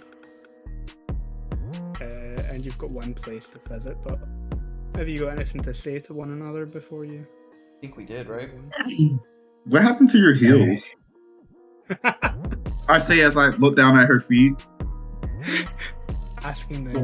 Licking his lips. I guess I'm carrying them right now, and I'm like... You know how hard it is to run in heels? Are you like actually asking, or are you being sarcastic? No, my character's asking your character. Oh no! That was his response. Then I would just roll my eyes at you. So you would be sarcastic. Got it. Just hold still, and I like put my hand on your shoulder as I start to slip them back on. I stand there like a good boy. My feet are no longer at risk of bleeding. Since my shirt is dirty, is there like anywhere where I can like open the bag real quick and slip on one of the old man polo shirts? Yeah, you can stop in an alleyway and do that. Yeah, so I'm gonna take off my shirt and just like crumble it up, throw it in like a trash can or something, and then slip on one of the old man polo shirts. Oh, that's a good idea. Yeah, we should all actually put those on. We? Yeah, because if they saw us, like, as we were running away, it'd be great to, like, throw it off by putting on new tops, you know? They wouldn't. You sure you, a lady, would like to undress out here? Surrounded by men? I'll find a store. I'll go to the bathroom. It won't be that hard. And he, like, snaps his fingers, like, damn, I should have had opened my mouth. And I passed around polo shirts to everybody there. Yeah, I'll change my polo shirt. That's a pretty good idea, actually. Yeah, that's right. Let's like wave my hand, like, no. No. All right, that's another free polo shirt for me. Straight up your own shirt, like. Yeah, no. Does he It's have wet. like, It's wet and shit. Is there pants in there as well? There's the whole whole load of clothes in there. Yeah. I There's think pants in there too. Yeah, I'm changing my pants too. out of the four of you, I think only one of you actually dresses like a Yakuza. And that's So, yeah, Will, I'm a- right? Yeah. Yeah. So I'm gonna take off since I had on the undersleeve tight shirts because I was like sushi chef. So I had on an overshirt. So I took that off and put on one of the polo shirts. I'm gonna take off my pants, fold it up, put it in the bag, like over by the other clothes. Take one of the pair of pants on, put it on, like buckle it up. So now I look like a Yakuza guy for sure, because polo shirt, khakis. I'm like, yeah, and then I got like the shirts and khakis. Yeah. I'm a proper looking guy, I'm proper looking. So I'll be like, yeah, this is, and then because I ran, slick my hair back and be like, yeah, this is dress. The old man's clothes are huge though, like the fat old dude, and you're just like the shirt. Oh, polo he's shirt, fat? like, I thought he was like a three small sizes guy. too big. No. I thought he was a small guy. Never mind. Fuck that. I don't want the pants. I just Oh. want the shirt Then there. I just button the shirt up like a dress. Yeah, no problem. Throw it over the top. Yeah. Man, what the hell? Yeah, so I just take the shirt and just tuck it in real nice and tight. Fuck this old man. Fat ass fuck. Can't wait until you get back to the Chinese restaurant. I'm throwing his shit away. I'm not going And back all- to the Chinese restaurant. Is I that all thought we we were just wanted taking to the money and disappearing. Are we talking about food again? I think we weighed up the downside of it. We were supposed to go back? Yeah, you need to get like you're collecting more than just the money that's owed to your boss. Oh. He did say there'll be more than like the false amount that we told him. Yeah, I implied that we would keep it, but I don't know if we were serious about that. He didn't question too much on the Do we work for him? Yen you added on. No, we don't work for that guy. We work for our boss. So we go give our boss That's what I'm money, saying. and then we keep the extra like a good Yakuza, right? Yeah. We fuck it's over also the- not. We fuck over Yeah, the we- middleman. Yeah, that way we always come out on top. Yeah. Definitely, it's 125,000 yenis each. I'm playing both sides so that I always come out on top. I don't think it would be good to like cut out a triad gang member of his money, considering we just saw somebody doing organ harvesting that owed him money. You think they would take our organs? And Yes. Why don't we keep all the money together in one place? Why don't we transfer all the money into the duffel bag and put the... Now that you've emptied all the clothes out of the duffel bag, there's definitely room in there for all of them. Yeah, I don't wanna carry this skiddy around. undies. Yeah, put Just the empty the skiddy case. undies in the briefcase. And I re-zip up my duffel bag and I'm like, all right, let's get the movie. I'm keeping the case though. This is probably nice. Yeah, it's a decent case. I'm gonna look way more professional carrying this than a purse. I start transferring my stuff into the case. Second thought, I'm keeping the case, guys. Maybe hit someone a few times with it before, right? Hell yeah. Okay. Let's go to the boxing club. Any further discussion after the boxing club? So let's discuss this now. Are we keeping the extra money? Yes or no? let's get the money first. I'll keep the pin quiet until we're back at the You're not back in even the telling office. them. Oh, okay. Hey, just so you guys know, this is how I make my money. So when I'm not doing this shit, obviously, I'm gonna leave all the fighting to you guys, okay? Go down here. You carry the heavy ass bag. What? It's not gonna look, dude. I'll grab the bag. No. Listen, fact, okay? Snatch my bag back. Don't you fucking touch this. I was making a opinion, not a statement.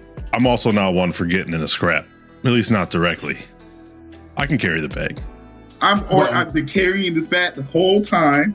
Well, I then got us carry the into bag. the doctor's office. I'm carrying the fucking bag. Don't try to make the woman carry the bag. Then carry the bag. She needs help. I helped out a lot in the last one. I figured out a lot of stuff. I pull out another cigarette. I imagine there's like one left after this one, and I'm like, fuck. Chain smoke the full pack. Do we need another stop? 80 a day. I'm gonna. In fact, see as we're walking, I'm gonna kind of get close to. Well, is your character Yahiko, or are you I'm Yukio. Yeah. Yukio? Yukio, sorry. Yeah, get close to Yukio, and I'll take the pin out of my pocket and like found this in the doctor's office. You seem to take to do with business the most, so maybe you kind of have more information on it and toss him the pin. Yeah, I'll look at it. Do I recognize it? Yeah, it is a Yakuza organization one. Like you said, rival gang.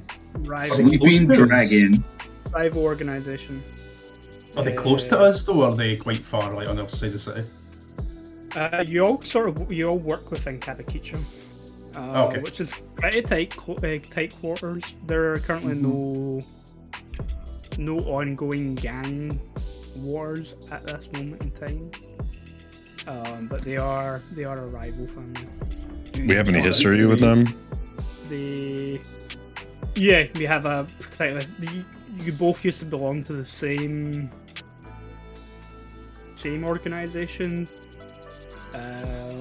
but when the untimely demise of that organization's leader happened, the organization split into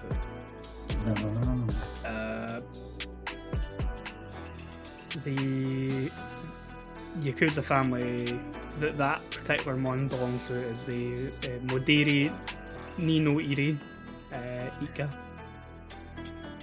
which is Green Sunset family. I like that name, Green Sunset. All about that money.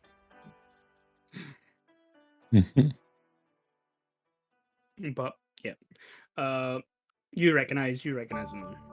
Yeah. I would kind of summarize that a little bit.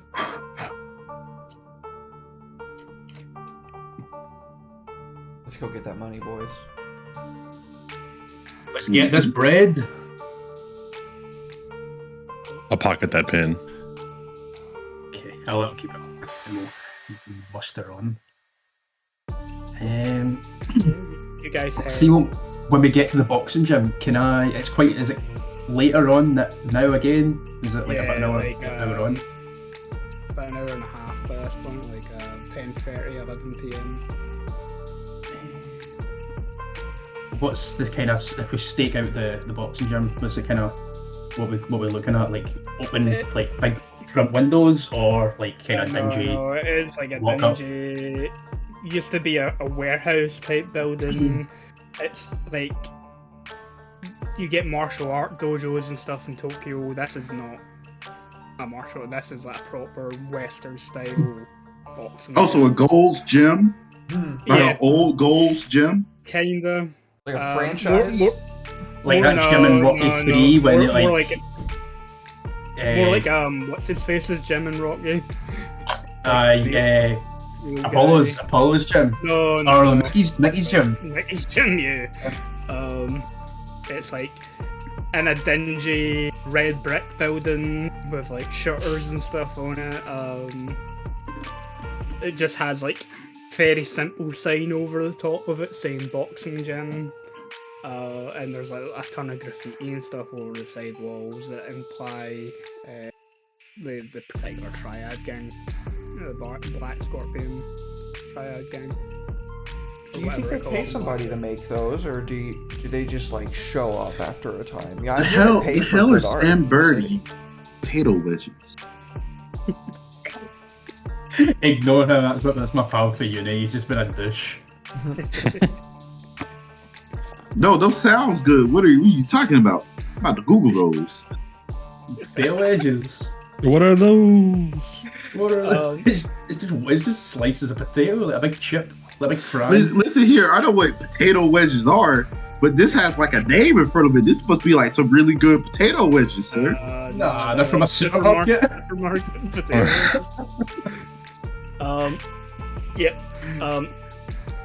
You can't see inside the gym, as I said. It's like there's a door, there's a boxing gym thing above it. There's like a shutter. It's got the emblem. Used to be a warehouse. There's I'm graffiti sure on the it's side my that headphones shows on that at it's the gang territory. minute. And this is in a particular neighborhood that you probably don't get a lot of Ooh, scones. people walking through, particularly at this time of night. Hey, these are biscuits. Eddie, can we focus? I'm sorry. I'm getting hungry.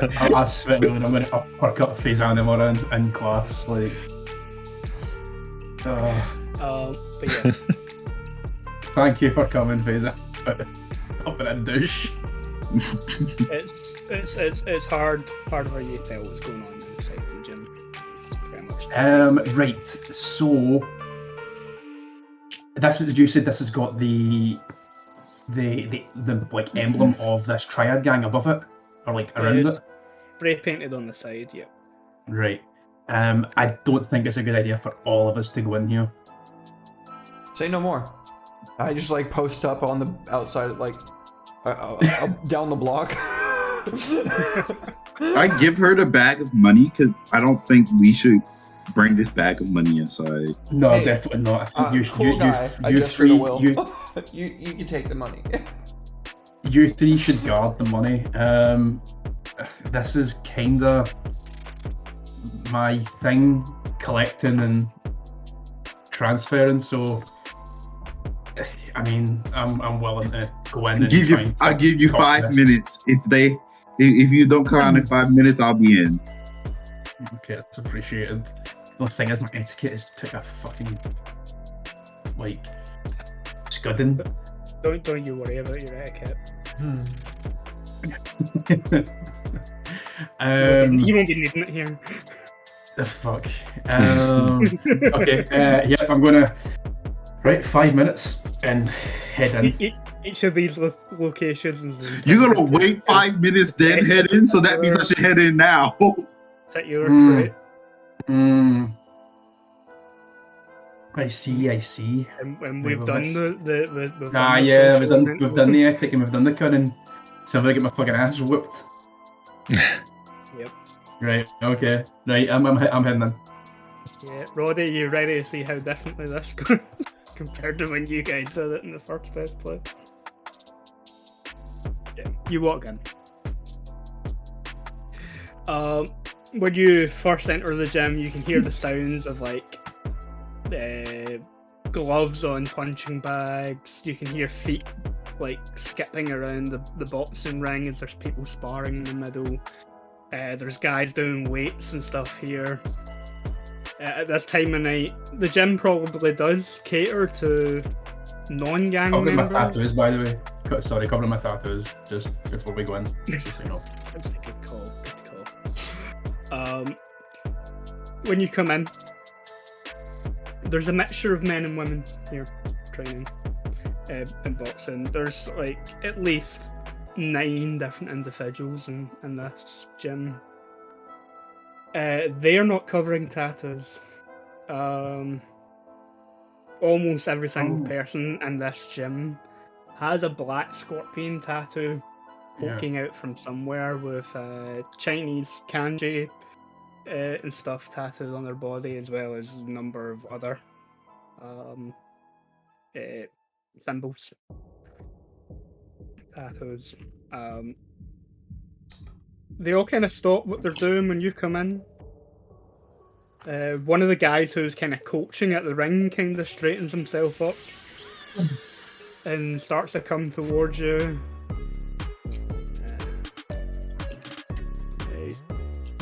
You looking for somewhere where you can call a cab or something? You lost? Yeah, sorry. No, I'm here to collect. I'm Mr. Seahow's new courier.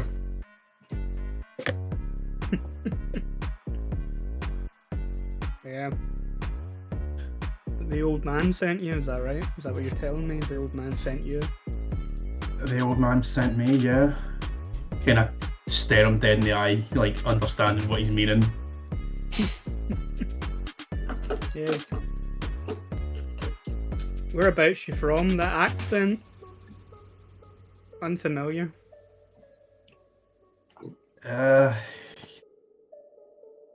Moved around quite a bit. Lived in the States for a while. So You hear them sort of talking. You hear the word Yankee very clearly in amongst the Chinese.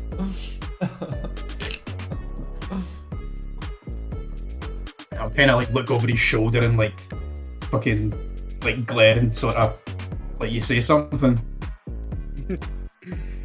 Yeah. The getaway points to this like really mean-looking woman who has a scar running from like above her eye right down to like curving around to her jawline, and like this big giant scorpion tattoo on her back. Yeah, she thinks you're cute. She wants to give you a kiss in the ring. She likes American accents.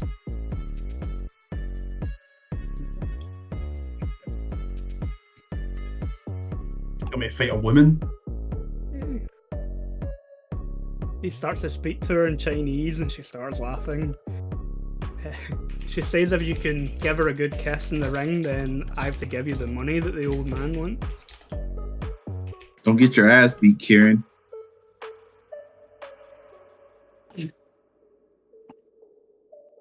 I'm not much of a boxer, but like I'll fight a girl, yeah, sure. But I'll be taking that money regardless of the outcome. He just laughs. Yep. I'll go get you a pair of gloves. Is it? Here we come. I come inside. I see Kieran just knocked out against the ropes. He comes out and gives you the dingiest, sweatiest pair of gloves. Ah, they stinking. Andy, what's composure? Is composure or composure's etiquette, isn't it? Ah, shit. Yeah, that's your social. Yes. We're Wasn't looking it? at I was going to health. try and. Aye. Try I was to going to talk try away and out of like. No, I wasn't going to try and talk away out it. I was going to try maybe at the start, but no, I was just going to wind her up in the ring. Ask tell her she got a date and stuff. You see her sort of slide into the ring and like strap on a pair of gloves.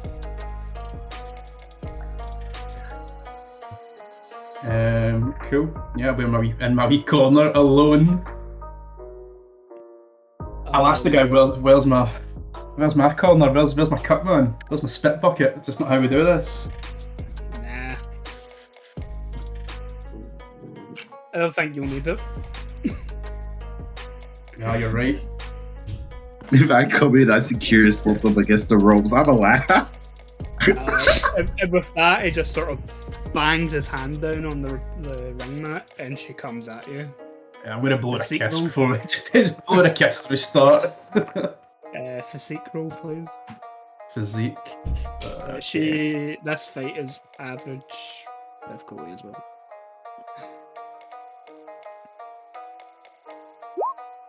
That's not bad. Ooh. Ooh. Okay. Not bad, not bad. Go both This roll is the a- same thing. This is a balanced roll here, so you're getting to go first. You can choose to either be defensive, take away one of her successes, or be aggressive.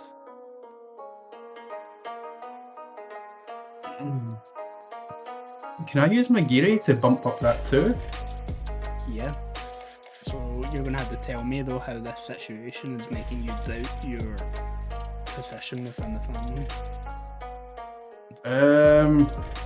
Because so far they've only been using me to run messages, run errands, pick up parcels, and it's always been I've got by basically just using the Yakuza name, like the family name, for everything to go smoothly. This is basically, I've used someone's name, it's not got me anywhere, and now I'm stuck in this situation where I could get my fucking ass whooped. Like, they never prepared me for this. Here's another question for you before we get into the fight. Are you just keeping your shirt down for this, or are you doing the Yakuza video game thing where you're sort of... Yeah, right off. See, once I'm in a thicket, and he obviously knows I'm not fucking working for Mr. Seahow, I'll just shut off. Cool. As soon as the shirt comes off, and can you tell us what your tattoos are again, Kevin? Yeah, mine are the Tengu mask and the kappa. Okay. So yeah, you've got this Little duck man. little duck man wearing a Tengu mask. And their reaction to that is it's not the most impressive of Yakuza tattoos. But it's enough for them to go, "Oh, this will be interesting." You can see them starting to actually bet money amongst each other. But yeah, let's get this fight. So you're bumping your 2 to a 3. Okay, so Yep. first exchange of dice. What are you doing? What dice are you spending, and how are you using it? Right, I'm going to use. I'm going to use one of my frees to cancel his free, Yeah, so you're cancelling one of her frees. and then I'll take her 4 and use my 4 and 3. Okay, so your first thing you're doing is you're cancelling one of her frees. So like she's gonna hit you. So she comes at you with a lighter blow, which you're able to block, kind of knock it to the side, take it or whatever. And then she comes and hits you a lot harder, like sweeping sort of like hook into the ribs, for 4 points of damage. Oh Uh, god! That's that 4 gun. Then you've got a 4 and a 3 left to spin, and you're just going to unload on her with that. Yep. After she gives you that big hit, like the hook and the kidneys, like you just sort of go in on her, go on, sort of knocking her around the ring, for 5 damage. She's gonna knock that down by a point. It's 4. Yeah, she's still up. She's looking a little bit bruised up. She's still ready to fight. Another round of rolling, please. Okay.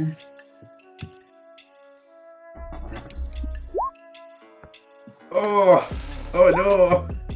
Oh, even better. Is that better? I don't know. Yeah. So your first freeze cannot cancel out 4s. Yeah. I'm gonna come inside and see him knocked out. Yeah. What was if I go defensive? You can't cancel out any of her stuff, so you can't. Right. Okay. Okay. I'll just unload those 3s into her. Cool. So yeah, you come at her first, straight to the face. Boom. That's another 2 points. She can knock it down by 1. Then again, she's going to go for another big heavy swing at you. This time going for the head, and she sort of knocks you in the side of the head, staggering you a little bit. For another 4 points of damage. Yeah, I'm down. All right, so this is about the time I'll be like, okay, it's past 5 minutes. Let me come in. You come in. You come in just in time to see him hit the mat. And as he hits the mat, you see this woman sort of shake her knuckles as if she's hurt her own hand with how hard she's hitting. And then you I'm laughing really hard. All the triads and stuff in here are all killing themselves laughing. I'm laughing along with them. Yeah, as soon as your laugh sort of echoes through the gym, they all turn around. The same guy that came up to speak to Kieran's character as he came in, sort of turned around and was like, another fucking you with this guy? Sadly, I'm here for Mr. C. Howell's money.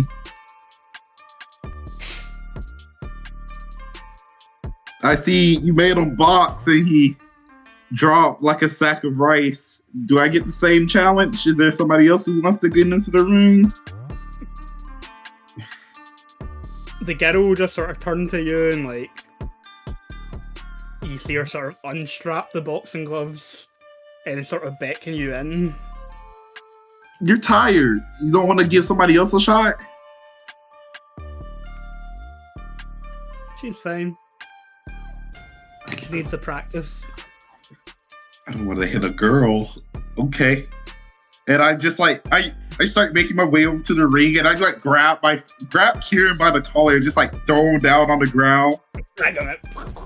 Like I'm not even catching him or anything. I'm just like, you dumb bitch. Plug at the side of the ring. I'm like, you dumb bitch. And so I'm climbing in the ring. And I noticed that she don't have my gloves. You sure?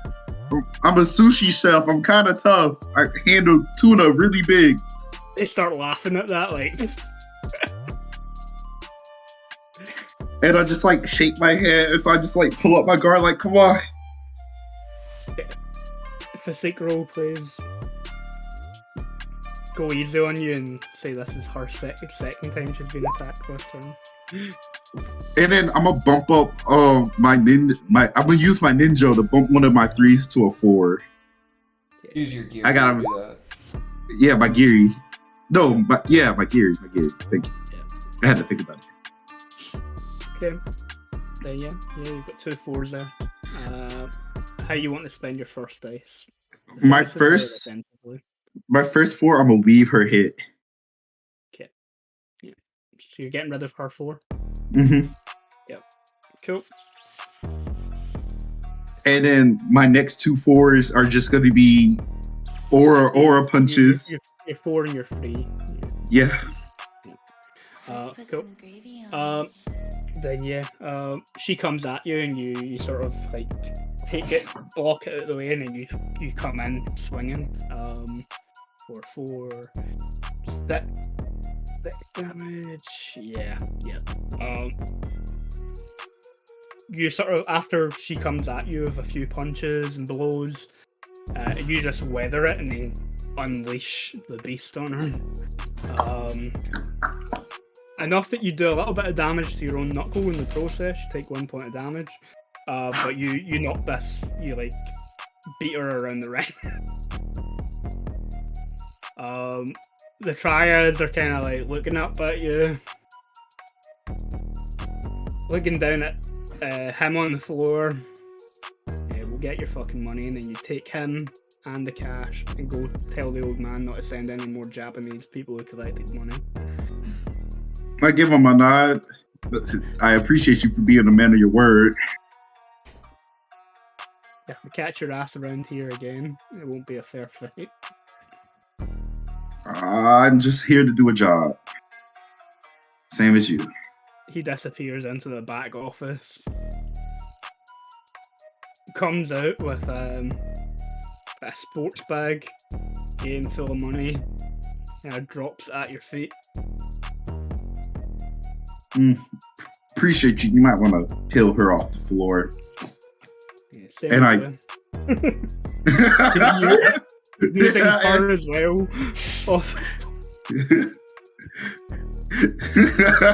Fair enough. I am laughing with it. Like, fair enough. I pick up the gym bag and I just sling fucking Kieran over my shoulder. Dragon's bitch ass out. Yep, as I'm walking out, I'm just like, beat up by a fucking girl. What the fuck? Yes. Groggily, like. The two of you waiting within the maid. Anybody? You can just hear Sato muttering under his breath. You can beat up by a girl. Fuck. What? Who got beat up by a girl? This one, and I toss him on the ground. I take the duffel bag. I put the sports bag money into that duffel bag, and I hoist that one back over my shoulder. Hopefully, the rain will wake him up. Yeah, as you're coming out, the rain again is a lot heavier. You can feel it on your face. Does it wake I like squat down and I like slap him in the face a couple times, just lightly. You're still at 0 health, but you're functioning enough that you can walk around and just about manage to move. There's a strong wind, so I might Strong go back wind will down. knock your ass back. Yeah. You got beat up by a girl.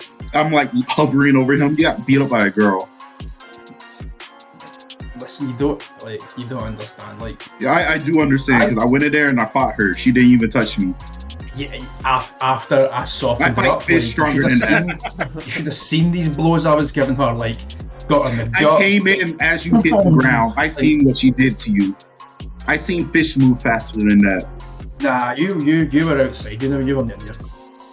No. I'm saying this like you don't know nothing. No. Do you want to fight me if I'm wrong then? I like point at him, look over at Derek's character, like. You got beat up by a fucking girl, dude. Listen, can we just get this money back to the boss? Like, I don't know. You I think, know there's the a jail. school- you know, like, I think there might be a school between here and there, and I mean it's kind of late, but there might be some like heavy studiers that might be getting out at this time, and I don't know. I'm gonna have yeah. to protect you from some kids. Kids around these very times good. are vicious. Oh no, there's a grandma with a lollipop. Oh, look out! I like jump in front of him.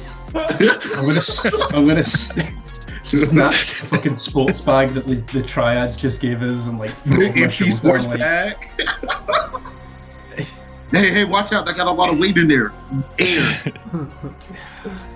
All right, let's go get him some.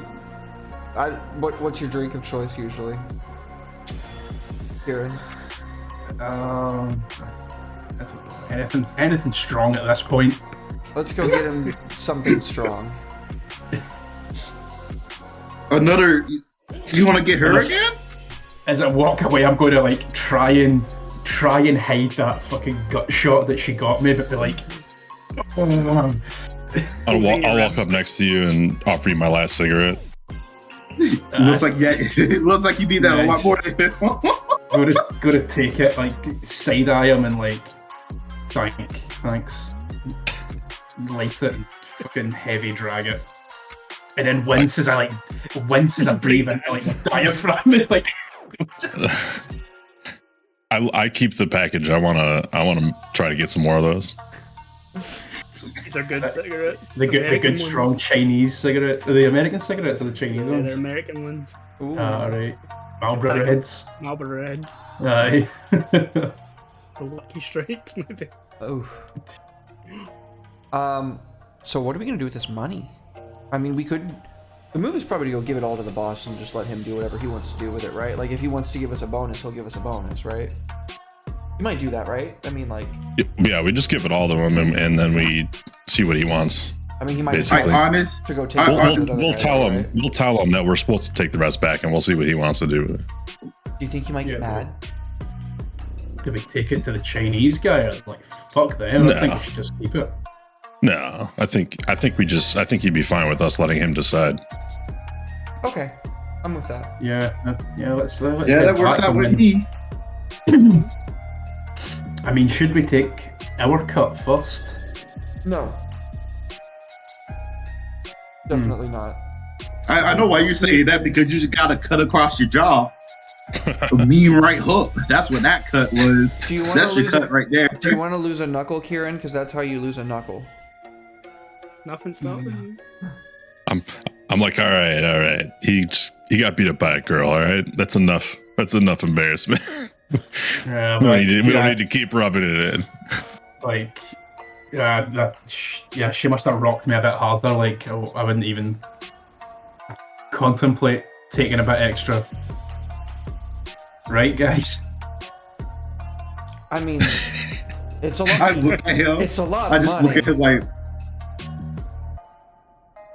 Can we like count it real quick? How much do we actually have right here? So I think your boss was owed Million? 1.5 million. 1.5. Yeah. Oh, was it 1.5? I thought it was. Right, okay. There's at least 4 times that amount. At least 4 times on a quick count. Like, if you count out 1.5, you can easily tell that there's at least 4 times, maybe 5 times that amount. We could have stopped after one. that's 6.4. At the least 1.5 times 6. No. 1.6 times 4 is 6.4. So that's a good estimate to go off of. So I say about 6.4 mil.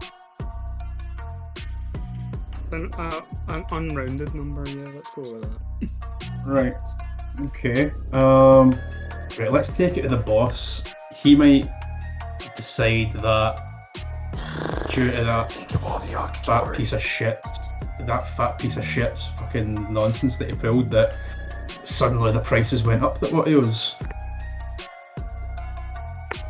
And then we get in his good books by bringing the whole whack, and then he decides whether it leads to anything else. Okay. Well, let's go. I swing it over my shoulder. Let's get on before kids come out here and come beat your ass again. Hey. Yeah. Let's leave it. No. You guys head back into Kabukicho. You were told that you could check the bar first for the boss. If he wasn't there, then you could go to the family Headquarters. He is not in the bar. Let's check in there first. All right, family headquarters it is. Let's go. I think he's gonna be happy that we did it all in one day. You head to the family headquarters. It's an office building, kind of similar to the one that the doctor's office was in, but the majority of this building is taken up by your Yakuza organization. You come in, tell them that you have business with the Wakagashira, Mr. Hayachiba. And they will send you up to his offices on the second from the top floor. The place has a number of Yakuza. There are definitely a lot of higher ranking people here. I'm gonna say hello, big brother, to everybody we pass. Evening, big brother. Hey, big brother. Evening, big brother. You get a few looks at the bruisings. How tired you all look. You're either still looking a little bit pissed off or mentally drained from the night. I'm fine, actually. I'm like pretty good. As well as maybe a few bust up knuckles. Evening, big brother. Evening, good big brother. Evening, big brother. Evening, big brother. You eventually get to Hayashiba's office. It's a smallish room. There's a desk in it. There's also a table with space for some people to sit around. You can see that there's a wakizashi sort of hung up on the wall behind the desk. Yeah. When you come in, he looks over the four of you. Looks at the bags. A bit excessive for 1.5 million. I'm going to explain to him what happened and how we collected, I say, about 6.4.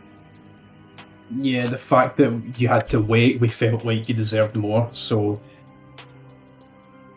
we thought you could take what you want and we'll call it interest. You got all this from Bolin? Yes, big brother. Technically, no. Technically, we got it from his boss. Who wanted us to come back with his money as well, big brother. But what he wants is irrelevant.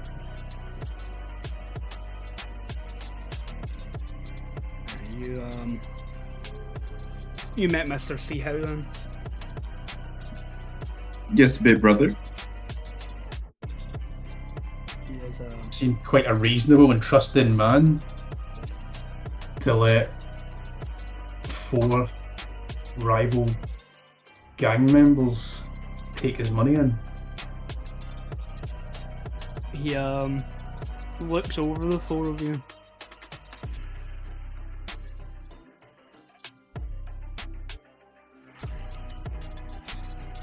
If you were in my seat, And 4 subordinates brought you 6.4 million yen. When you only asked for 1.5. But then on the other hand told you that they took the money from one of the most notorious triad bosses in Tokyo. What would you do? Take however much you wanted and then give back however much you feel will take to stop a gang war?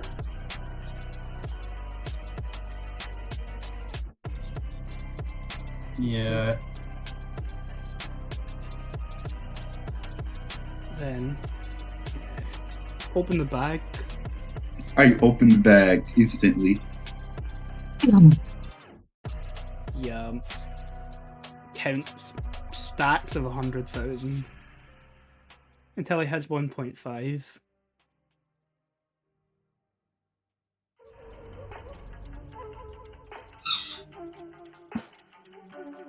And then he looks at the bag a little bit longer.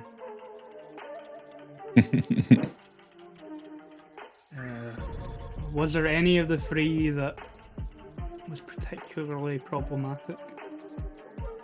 A very old woman. I don't want He to bring just up the raises fact. an eyebrow at that, like. I don't want to bring up the fact that Kieran got his ass beat.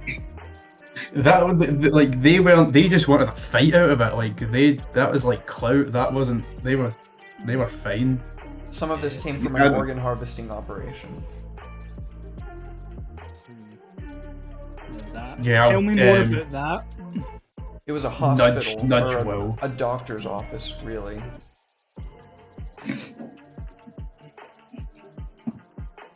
Where?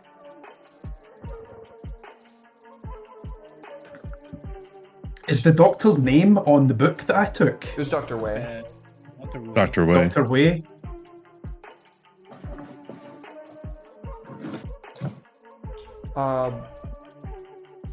Well, it looked like there had been a murder there. The doctor tried to defend himself with some sort of desk ornament, and the doctor was missing.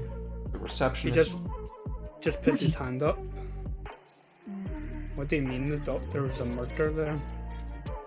Who told you to kill anybody? We didn't kill anybody. This happened a few hours before we got there. Yeah. So I found this. 3 days. 3 days. Oh wait, look, Eddie, like 3 days. You said right, like that had been there.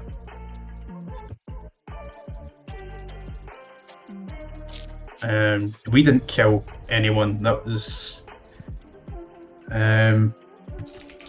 But like, I think we might know who did. Like, nudge, nudge. Yeah, I was saying I pulled out the pin and I say I found this. Taking credit for finding it. I'm just going to be like, you fucking asshole. I put it down on the thing right in front of him. Yeah. Picks it up. He kind of rolls it around in his fingers a little bit. Then you see him look at the bag of money again. And lift out 5 more stacks of 100,000 yen. Okay, there we go. I'm back. Welcome back. He sips the bag back up. Hands you the lapel pin. Take it back. You take this bag and that to see how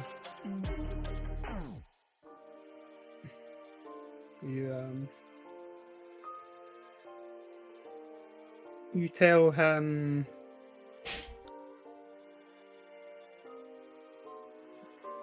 that the money that you managed to get from the doctor's surgery was like that they hit the place before you did and took off with most of it. Hey. But Street professional. you guys don't see a single yen of this until you come back to tell me that see how is not going to cause any problems for our organisation. Yes, big brother. We'll take care of them. By that I mean placate him. He Let's shoves go the and bag see. back towards you. I Let's go zip the break bag this up. tonight. I zip the bag up, and I will be off, big brother. And I get up and I go. Do what he say. Do as commanded.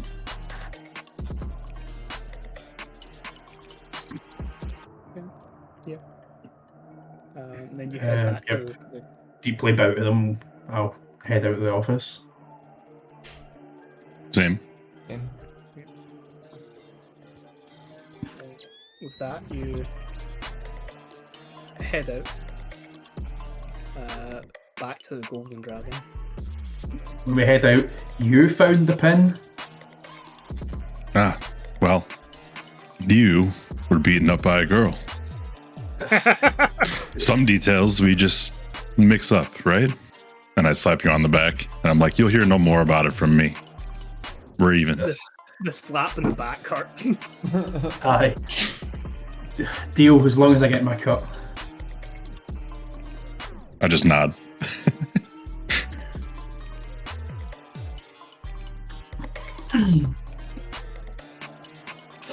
You head Also, sorry, by the way. I'm not a mean person in real life. I just love playing this character. No, that's not I know. back, you head back. The sort of yellow and red neon lights of the restaurant are still sort of flickering. The rain is heavier by this point, and so it's casting this strange orangey light glow as it reflects off all the puddles and things as you reach the restaurant. This time of night is like well past midnight by this point. The place still has some of the lights on, but other than the old man and Bolin, the place seems empty. The smell of cooking and stuff has sort of died down inside. Cold oil. Yeah, it's that, like cooling oils, is the strong smell in the air. Clinging to everything. Ugh. You see the old man look at his watch.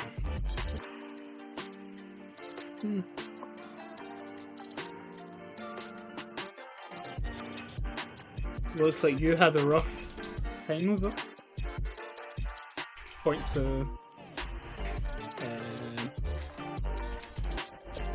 Hitsuya.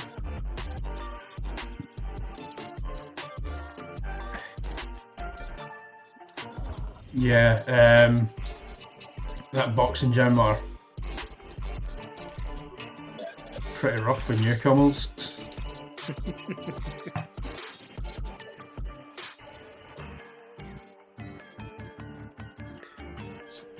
But we would have had them if we never had that scuffle earlier behind here.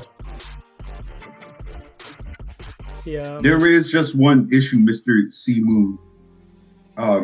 The doctor office was ransacked when we got there, and Stop you. Are you wearing one of my shirts? And you, young lady? it was raining. my shirt got cut up by one of the boxers, Mr. Simu, and we had to put the rest of the money in the bag. We had to make room, I'm sorry to say. With what we recovered, you'll be able to buy plenty more shirts.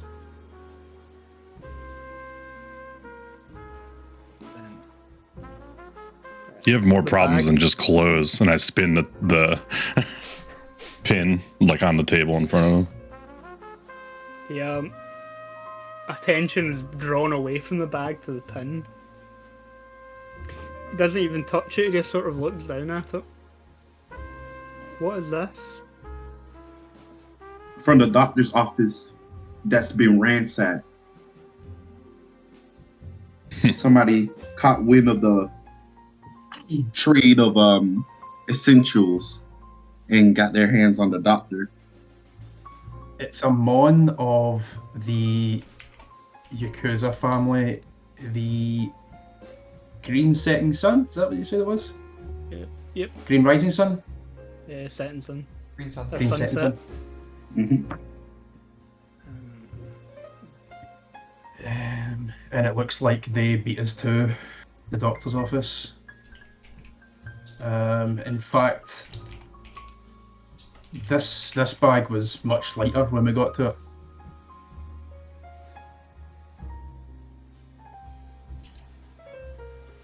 So it looks like you've lost a contact and cash. Yeah. The boxers also said never to send somebody that way ever again. That was Japanese. The boxers were Chinese. No, they said not to send a Japanese person back there again. Oh, okay. Yeah. Looks in the bag. There's still plenty of cash in there. Steps it up. Is there a way I can like try and read him? To find out if he's like attached to his money, or like maybe if His or something? if he's not attached to his money, like is it a slight? Like does he not like being slighted in any way? Like You can either give me a etiquette or a cunning roll. I'll maybe etiquette because what I'm trying to do is I'm trying to get him indulge in his vice if I can kind of wind him up a bit and say like, oh, I didn't realize the Chinese took slights this way, like, and like let them slide. I see what you're trying to do. I'm trying to kind of swing it to like get him to bite on this this opposite family thing. Is the Kappa your? No, that's secret. So It's the Tengu mask, the major Tengu mask. Yeah, it's yeah, trying to tempt people. Okay, so you're actually wanting to engage him in a complex role game. Mm-hmm. Yeah, give me an etiquette roll. I shouldn't have fucking done this anyway. Not should have done this. I should have really considered my stats. Options. Oh, Where does my +2 go? Is that 2 dice or is that? Your +2 would be if you got any successful rolls there, you would have been able to It'd be increase 2 the damage. damage. By two. Right. You might need to use a ninja. No, it No, would be. Giri. You don't. Is Giri? Nah, I've used one already. I don't want to start burning through them. He doesn't seem to. He's hard for you to read in any sort of subtle manipulation that you're trying to just goes over his head. Yeah, that's fine. He's too busy looking at the mon and the money.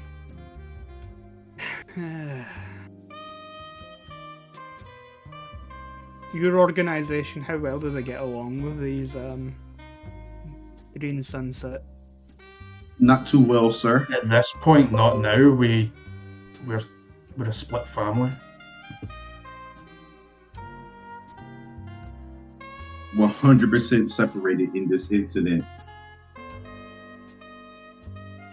And your boss, Which is why we're giving this to you. he looks at it. Would your boss be interested in a business proposal? We can meet Business somewhere was a comfortable word? for him. Sorry, I misheard that. Can you say that again? asking if your boss would be interested in a business proposal, and he's okay to meet somewhere that's more comfortable for him. We can put in words, sir. That's all we can do. We're just small fry in our company. We can discuss it with them, and if you're open to it, we can return tomorrow. It's quite late in the night.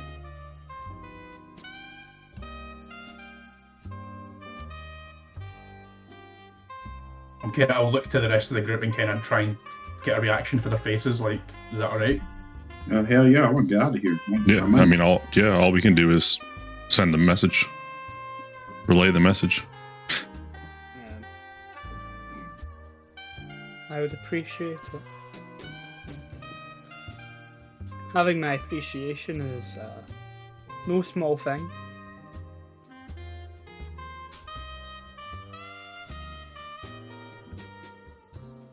Our boss mentioned your name in high regard. He will most likely be open to this discussion that you're wanting to have. Nods his head. And here, tomorrow night. Deep bow to him as well.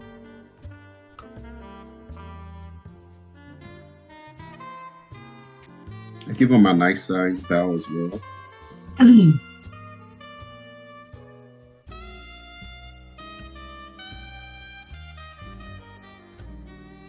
With that, he'll sort of Leave out, yep. give you a gesture so that you can go. I start to walk off and then I realize I still have the bag. I turn around and like, oops, sorry about that, sir. Sato, take his shirt off. Do you want the shirt, sir? Keep it. Understood, sir. I'll hang it up on my wall after it gets dry cleaned, of course. Just be dry cleaned. You see him sort of turn to his nephew, Bolin, say something to him very angrily and demeaningly in Chinese. You see the balding, middle-aged triad sort of lower his head, looking ashamed. You probably get the... You're more incompetent than these fucking idiots. Pretty much, yep. Sir, there's just one more thing I need to check before we return. Our boss wanted to make sure there was no ill will between us because of the incident at the medical facility. We wanted to return with your confirmation. He's fine, like, shush. I slap him on the back of the head. Like...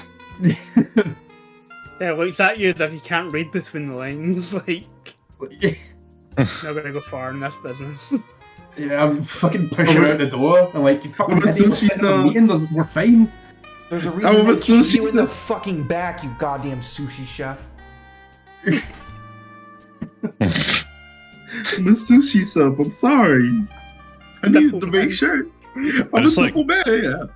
I just look at him and I just like wave my hand like I'm going to say something to try and defend anything that just happened in front of him, and then I'm like, I just start walking away. Yeah, when we get out, like, this is promising. Like, we could reclaim that section of the family, push our borders, increase our territory. Like, this is going to be great for us. But we just need to see what he wants in return. Let's go get some Yao Taka and call this a night. It's on me, boys. I'll cook it up. Let's go get our fucking money first. Lady. Yeah, definitely. Yeah. I need to get me some new sushi knives. Oh man, do you know how good fine sushi I can make with new knives? So we left that pin there, right? Yeah, you've left it with him. Okay, I'm gonna take it out of my stuff. Yeah, you head back to the family headquarters. The Wakagashira is again Seeing you for the third time this night doesn't want to say you a fourth time. That's unlucky. Oh, Or his death. yeah, Okay. four's. For one of you guys. They skip the 4th floor in a lot of buildings. Yeah, it's like the 13th floor for you guys in America, isn't it? Yep. Yeah. Okay. Whereas there we you just go. kick black cats that run across the front of us. I have 2 black Are we- cats, so I don't give a shit about that. Are black cats the bad luck or the good luck? Is it white cats? What one is it? Depends who you are, but yeah, mostly black cats roasting us on that. Boosh, black cats. But yeah, he Disclaimer: I don't kick cats, just in case anyone in the chat is Mhm. about to go fucking ballistic.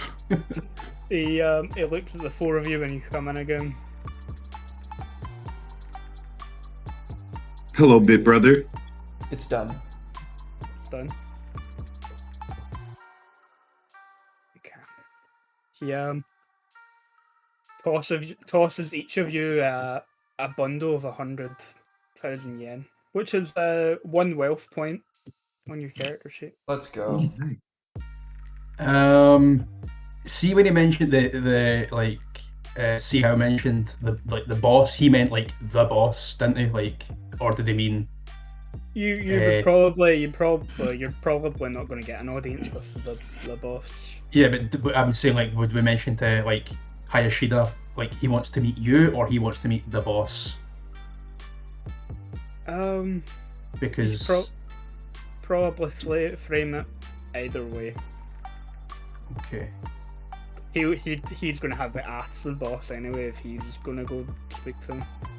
okay, yeah, we'll relay that information that he wants to organise a meeting tomorrow at the Golden Dragon restaurant to discuss forming some sort of alliance. We didn't get too much information. He said that they would do it where our boss is most comfortable. Yeah, so Yeah. like, you have to go to the Golden Dragon. Oh yeah, I so we'll relay the information tomorrow. Sorry, aye. Okay. Um, This could be beneficial.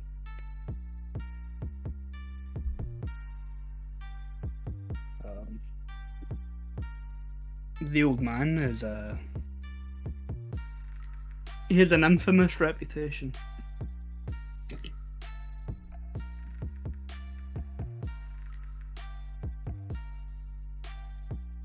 Infamous for what?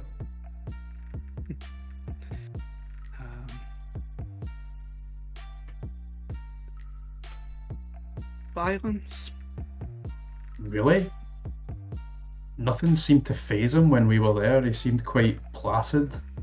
I was keeping some people distracted and he prevented further violence. I don't understand. He's known for violence? He motions for the 4 of you to sit. I sit. Yeah. We'll cue cinematic anime style cutscene of a younger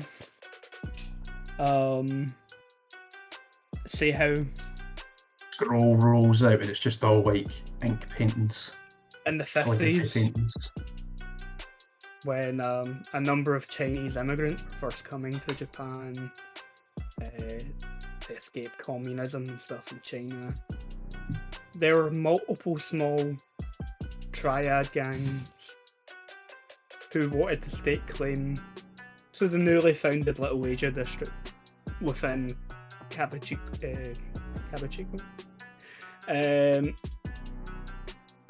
This young man ruthlessly murdered and disposed of not only his rivals but their entire families. And then when confronted by the city's long-established Yakuza families, he, despite being surrounded on all sides by different Yakuza families all fighting for power, he unleashed the same bloody violence on all of them as well. Until the Yakuza families all had a meeting together to broker a peace with the old man.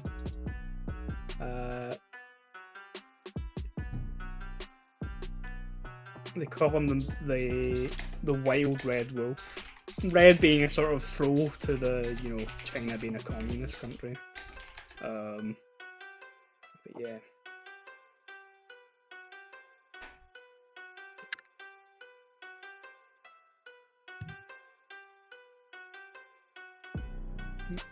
The story probably goes into more detail as that, but fade back to you guys sitting around the table with your Wakagashira,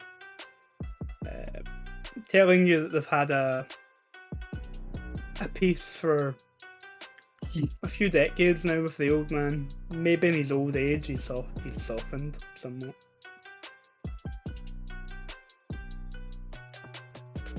I'm sipping on a Do Long you Island think iced he's tea. gonna? Sorry, go ahead. Do you think he's? Do you think he's going to want to bring this same revenge on?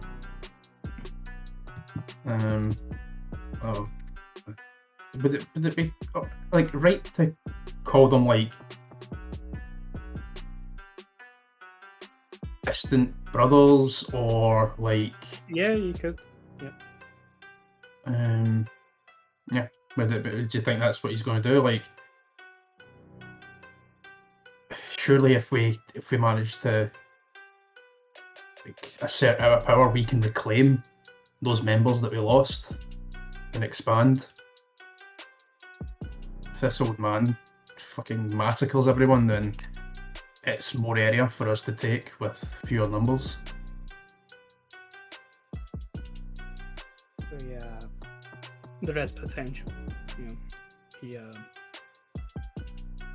weakens our enemies, weakens himself in the process, and if we strategically pick how we back him up, if that is what he wants to do, it could provide business openings for our organisation to claim more of Kabuchiko as ours.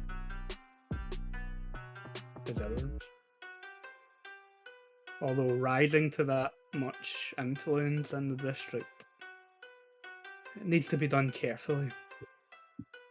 The other Yakuza families who won't be involved will see our growth as an aggressive act in itself.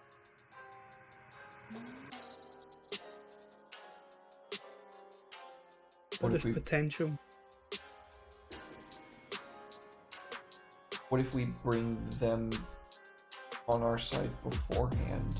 We make alliances with other families. Yeah, we gift part of this territory that we take to them,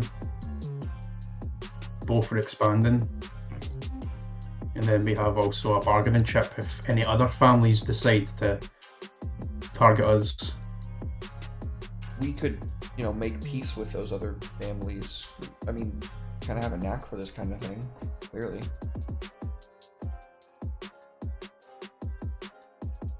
Now you're thinking about long term, and I can't say that I don't appreciate the line of thought. It's smart enough, but lacking any suspicious self-ambition. We invite them in.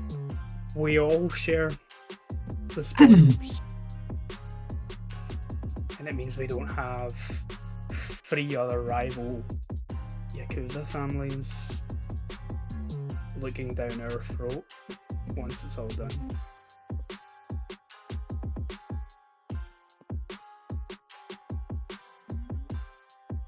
This is smart. I like you, the 4 of you. You make a good, cohesive group to get shit done, and you have just enough ambition without becoming dangerous, at least just yet. That's admirable. think I might have someone else in the organisation pegged who could be a benefit to you. Queuing up introducing Chuck's character next week. Nice. Yes. I will speak to the boss about this tonight. Tell the old man that someone of authority though within the organisation will meet with him.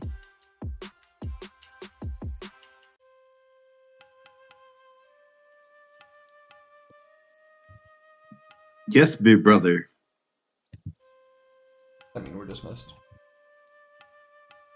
Go enjoy your night. What's left of it.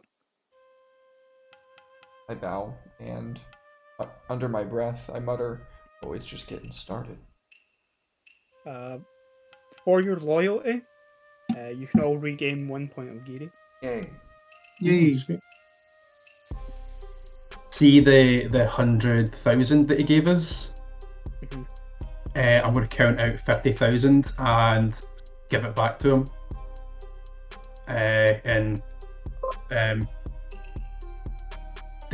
This is the beginning of debt repayment.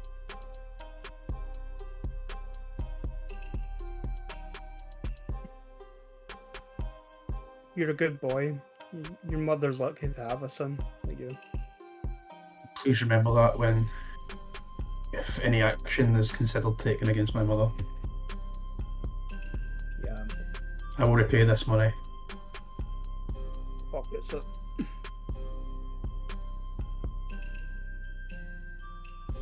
Enjoy your night. Can I go get me a new knife? You could go get a new knife. As No, we like, like we make our don't way out either. the door, I'm like, "Have you boys ever heard of ecstasy?"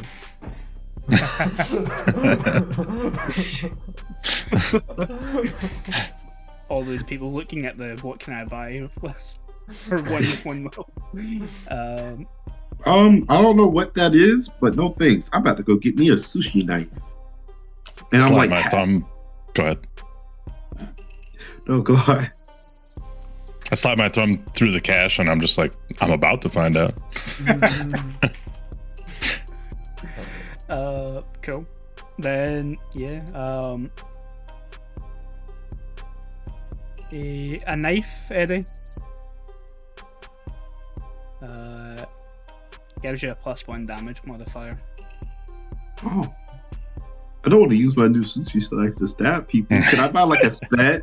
Can I buy like a set of knives in so that way I have like an actual sushi knife on the side, and then like a stabby? Your stabby, your not so nice knife. Yeah. Your sushi knife and your stabby knife. These are for work, and these are for other work.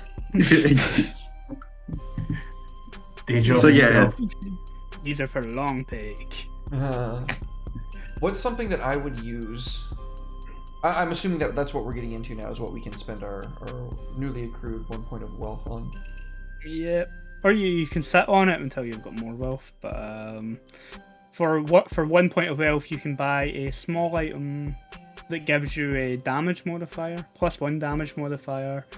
So things like knives, brass knuckles, a well-made suit or set of clothes, or a set of simple tools, like lockpicking tools or something like that you'd maybe use during a mental challenge. Or you can get a small consumable, like a recovery item, like painkillers for hit points, coffee or tea, or beer for fatigue, or light party drugs and the like for composure. Can I get brass knuckles instead and just still get like my sushi knives? Yeah, if the sushi knives are just flavor and not mechanical, then yeah, go ahead. All right, thank you. Yeah, you can get a set of brass knuckles as what you're actually spending the wealth on.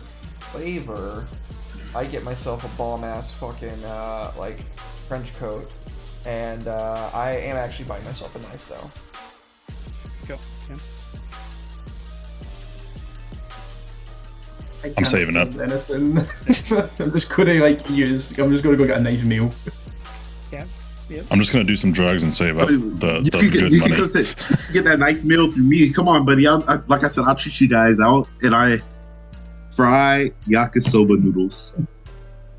I'll get something. My guy's gonna like bid you all good night and head Get some head rest. home.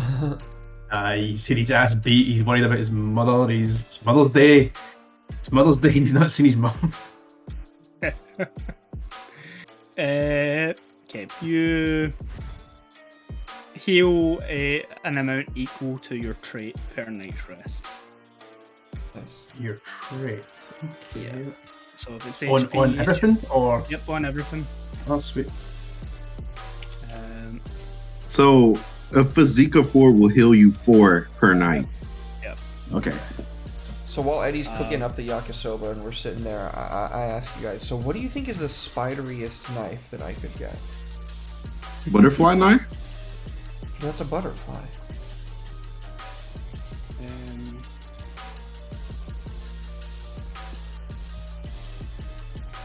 You want like a spider knife? I'm just joking. I legitimately started Googling spider knives. Mhm. Just gonna get a bunch of mall ninja shit. Oh, ninja shit. Yeah. You know what I'm talking about though when I say that. You know exactly what I mean. Like, Yeah, I know exactly what you're talking about. I Google spider knives and I got like mall ninja shit with like Spider-Man symbol on it. oh my Yeah. god, that's even better. You could probably get like one of those little small pocket knives that have like the curved, almost like claw type blade on it. Oh. The yeah. Secro knives, the one that looked like a little I think so. Alright. It's SPYDERCO. The little claw knives. It's a karambit knife. Oh, a karambit. Yeah, a karambit. Yeah, Yeah. absolutely. Let's go with the karambit.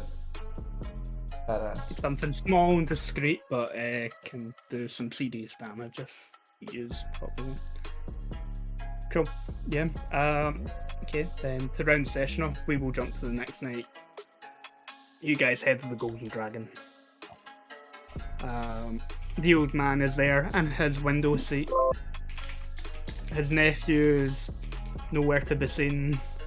The two young triads are there, but not Bowen.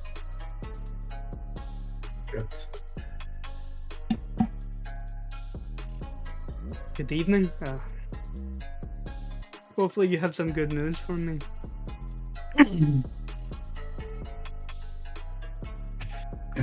We do.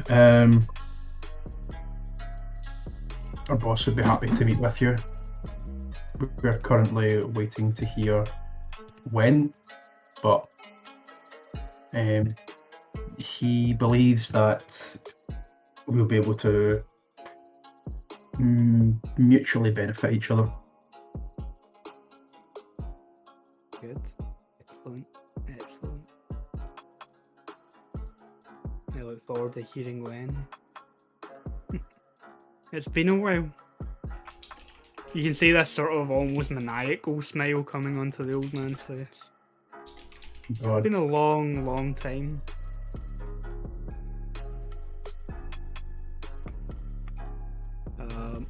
When he says that, you hear like the sort of sputtering spark of an electrical short from the neon lights outside the restaurant, and the yellow neon lights cut out, bathing the entire outside of the shop front in this eerie red flickering light.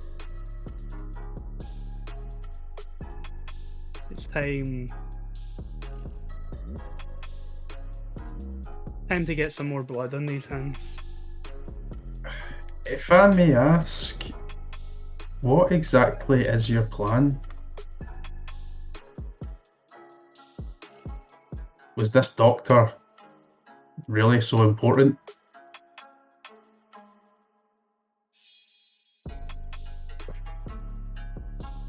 You can maybe come back and ask that question once. Your boss agrees yes or no.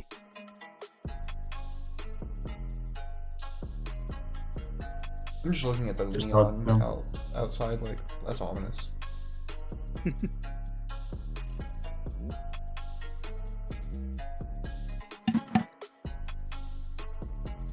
Is food any good here? Hmm? Is the food any good here? I'm asking him. It's, Do you break the tension? the best Chinese food in Tokyo. Hmm? You have Yeah. fried chicken here. What would you recommend? I'm going to go to the as I turn to the counter. Is it possible I could challenge your chefs to a cook-off? God. They don't make sushi here. I can cook Chinese food. Fried chicken? Yeah, Jack Karage. Yes, please. What about duck?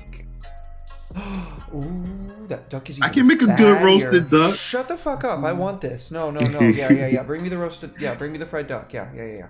He shouts at the lady behind the counter in Chinese. And she sort of quickly nods, and you hear her shout back into the kitchen.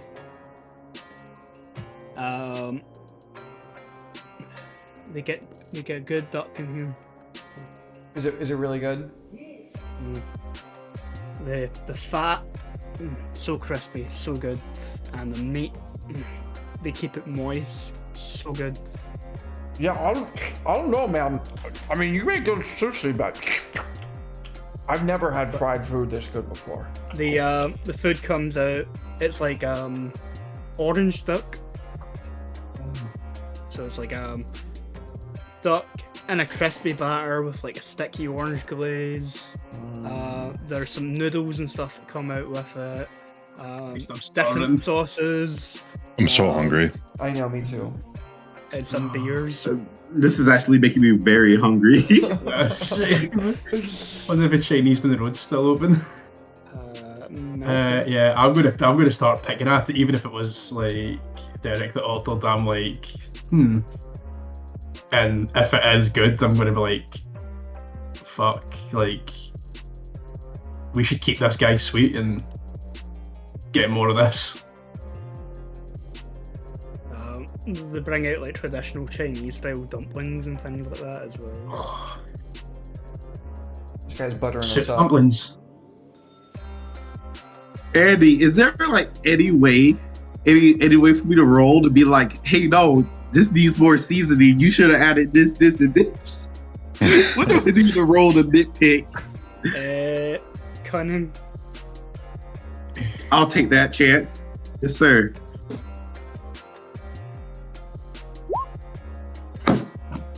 Okay. Nice. Tell me what it needs. Use that big sushi chef brain. Yeah, you should have added a little bit more meat to this this dish right here. The balance is offset by the bread, and I'm taking a little bit of the orange duck. You cooked that too long. This sauce, you made it too thick, and you also need to add more Jameson pepper to it.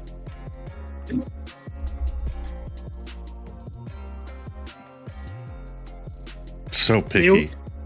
Okay, Eddie, gain a point of ninja. I'm fine with that. The old man sort of like raises an eyebrow. This one,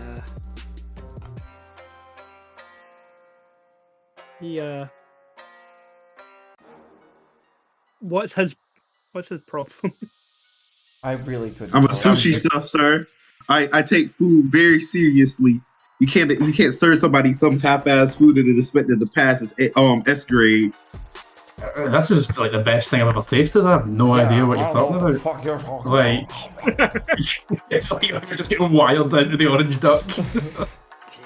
Never seen her eat this much. I mean, that's proof right there. I'm off. He's just duty right just now. picky. Oh. It's just picky.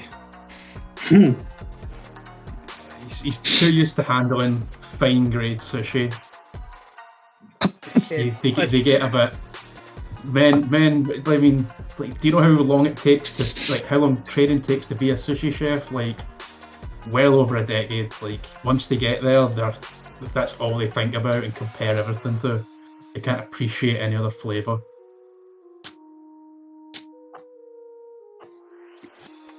Yeah, shouts to the woman behind the counter. Motions to Sato. And you see her open the door into the kitchen. Go cook something. Oh, fuck yeah. I happily get up and I go in there. I want to make the best sushi. Matter of fact, hold on. I want to make spider rolls. I love those. That's the only sushi I personally eat because I don't like raw food. So I'm gonna make spider rolls. What are spider rolls? It's fried crab, cucumber, a little bit of yum yum sauce, rice, of course, rolled up. Why are we talking so much about food before I've eaten dinner? Oh man, I'm so hungry. Yeah, me too. I'm gonna call for Sato to make hamburger steak like when he's in there. Yeah, Sato. Give me another cunning roll. Damn it. This is when you could be like, oh, there are no spices at all that I would use. I got a 4 and a 1. Szechuan pepper and everything. You got 4. Yeah, that's good. Tell me what the old man's reaction is going to be to this. How good This is it? gonna.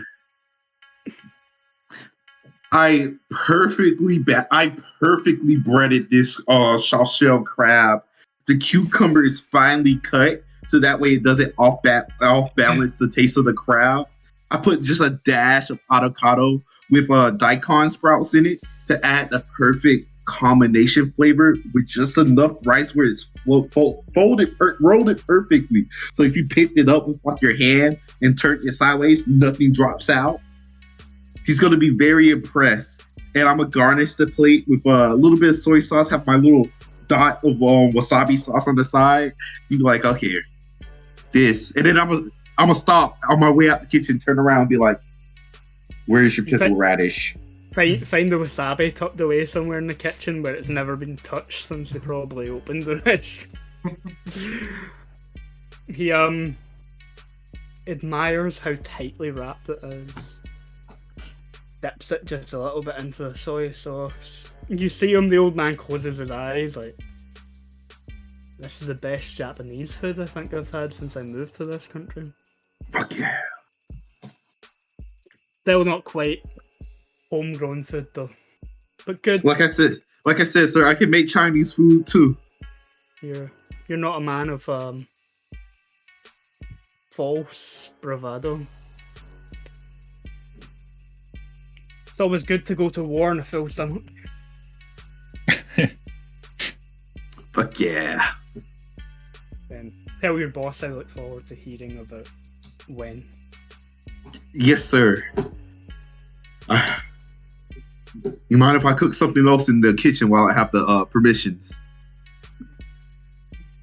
You tell me where you work and I'll maybe come by one day and pick up something. I immediately write down the address. Here you go, sir. This is the city capital. Yes. I would love having you as a patron. Takes the number. Business card. Puts it in his pocket. Business cards are a big thing in Japan. Mm-hmm. Everyone has them. Take it. Put it in his pocket. Motion that you can leave. Yes, sir. Fuck yeah. And then you step out into the eerie red glow of the only working neon lights of the restaurant outside. Knowing that The puddles look like blood. Puddles look like blood. The ripple as you sort of step through them. And that thought that your organisation might be going to war sometime in the very near future. It's probably playing somewhere in all of your minds as you leave. We'll end the session there. It's pretty short, but that is the end of the introductory scenario. I'm going to come back after the intro with like the Yakuza like street uniform this huge fucking big like pompadour, and Is your pompadour gonna have a heart in it? it's going to be like the big cone, like the big elephant fucking trunk pompadour type thing. I know what a pompadour is, but like, is the opening gonna be like a heart? No, maybe we'll see. Yeah. So yeah, that is the end of first proper session of Irezumi. Sweet. Awesome session. We're not going to be moving into a second season for your character. You're not moving into summer yet. So everything's only going to take a few weeks or months to kick off. So you guys are still going to be in spring, but there'll be opportunity for you guys to, gain and lose Giri, gain Ninjo, maybe lose some Ninjo, and gain some money to keep you guys going until we get to the next season where you get more tattoos. Get to earn a little bit of cash on your own and downtime and get to do some other stuff in the system. Awesome. Well, awesome session, Nice. Andy. Thank you very much. I really enjoyed that, man. I hope that everybody else did too. Well, I guess we can go ahead and move into shoutouts. Who wants to start us off? Eddie, you want to start us off? Kieran, one of y'all two? Unless Will needs to go. Does Will need to go? I didn't check chat. No, I'm good. Okay. I'll Mine's go ahead pretty and go short, because Dean. I I don't actually have have to go head off and do stuff. Okay. So, big shout out to everybody here. As always, I support the homies, the Burt Coin, DMD Studios, Lost Haven Arts, Kieran, whatever he decides to do in life. There's not much I'm doing. I have Chuck finally got his gift package.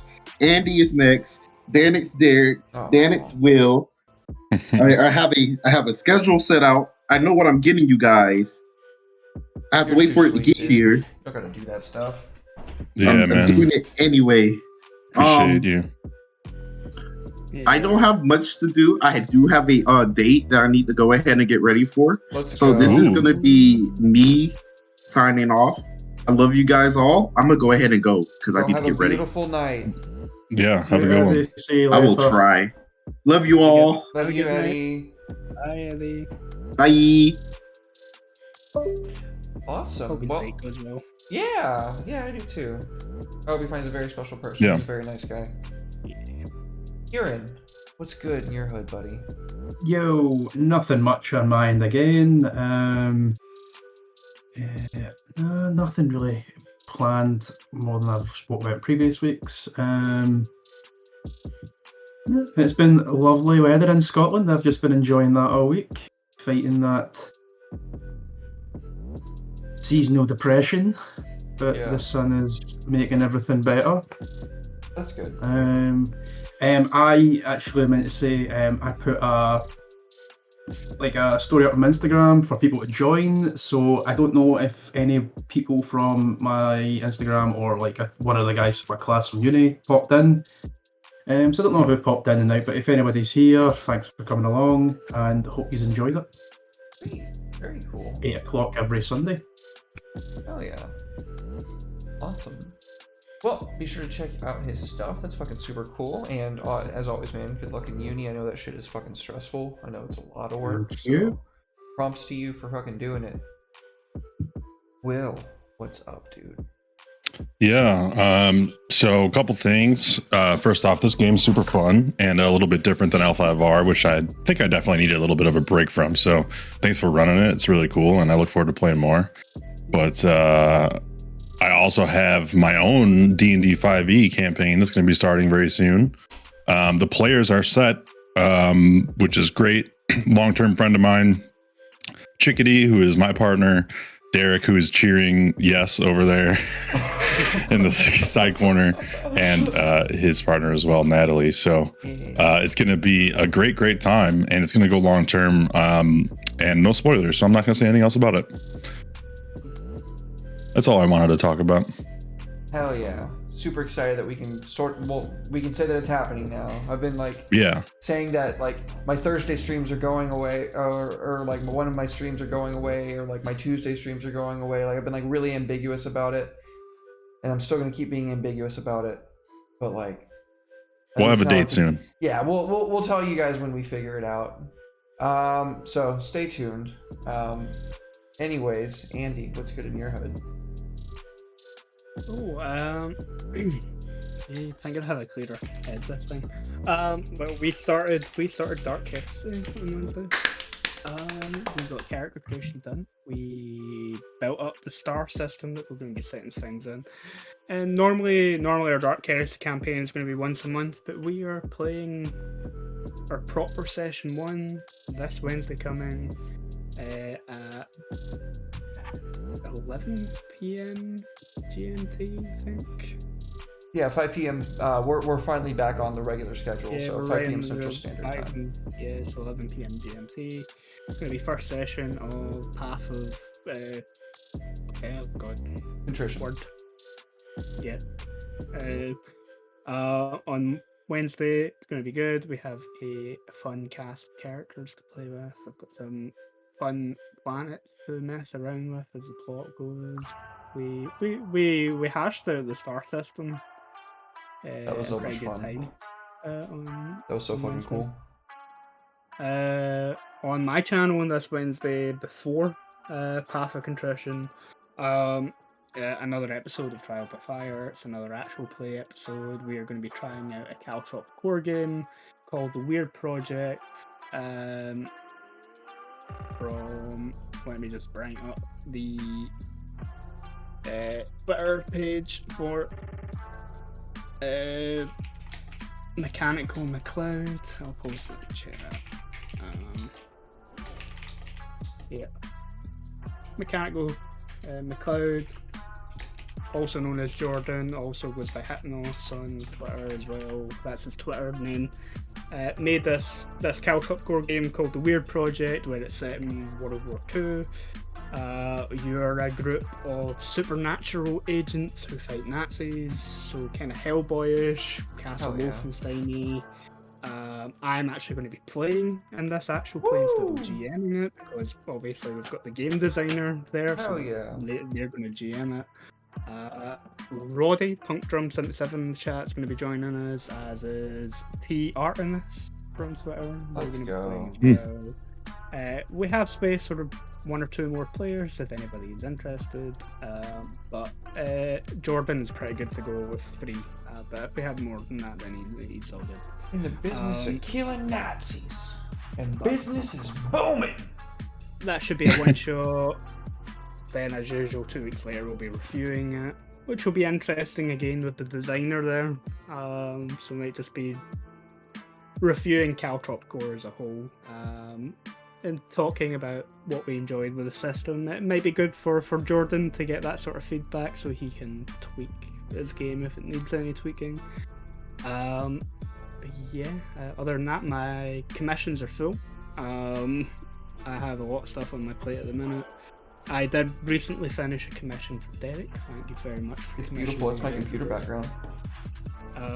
Yeah, it was a lot of fun. It was a bit of a break from the stuff that I was doing. Can't wait for you all to see it and covet. Yeah. It's gonna be awesome.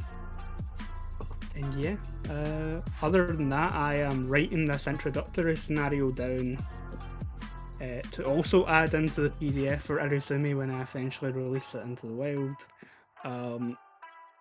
And now that Derek has played through the introductory scenario, I can finish writing it out and you can edit it without spoiling anything. Hell yeah. But yeah. That's it. It was pretty much talking about this, talking about other streams, and yeah, that's where I'm at. Sweet. Awesome. Well, thank you again. Thank you for running, Andy. So much fun each week. I love it. Can't wait for more next week. This has been a really emotionally taxing weekend for me. Really the whole week. Really the whole past 2 weeks, but this week especially. I've seen the wall of death message appear in chat. Yeah. Yeah. Yeah. So I see I'm a mental Mori.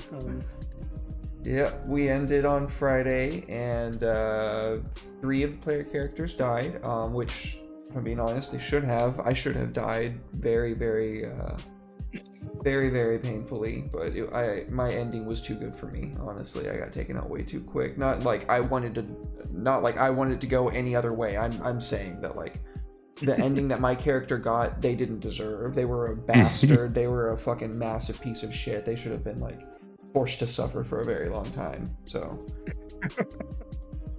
that's how I mean that. I'm very happy with the way that things went, though. It was spectacular ending, handled very well by CC, but still very raw from that. And then yesterday we ended AS for now anyway, until, you know, the foreseeable future. Hopefully we can bring it back. I want it to come back, but we have to look at things how they go.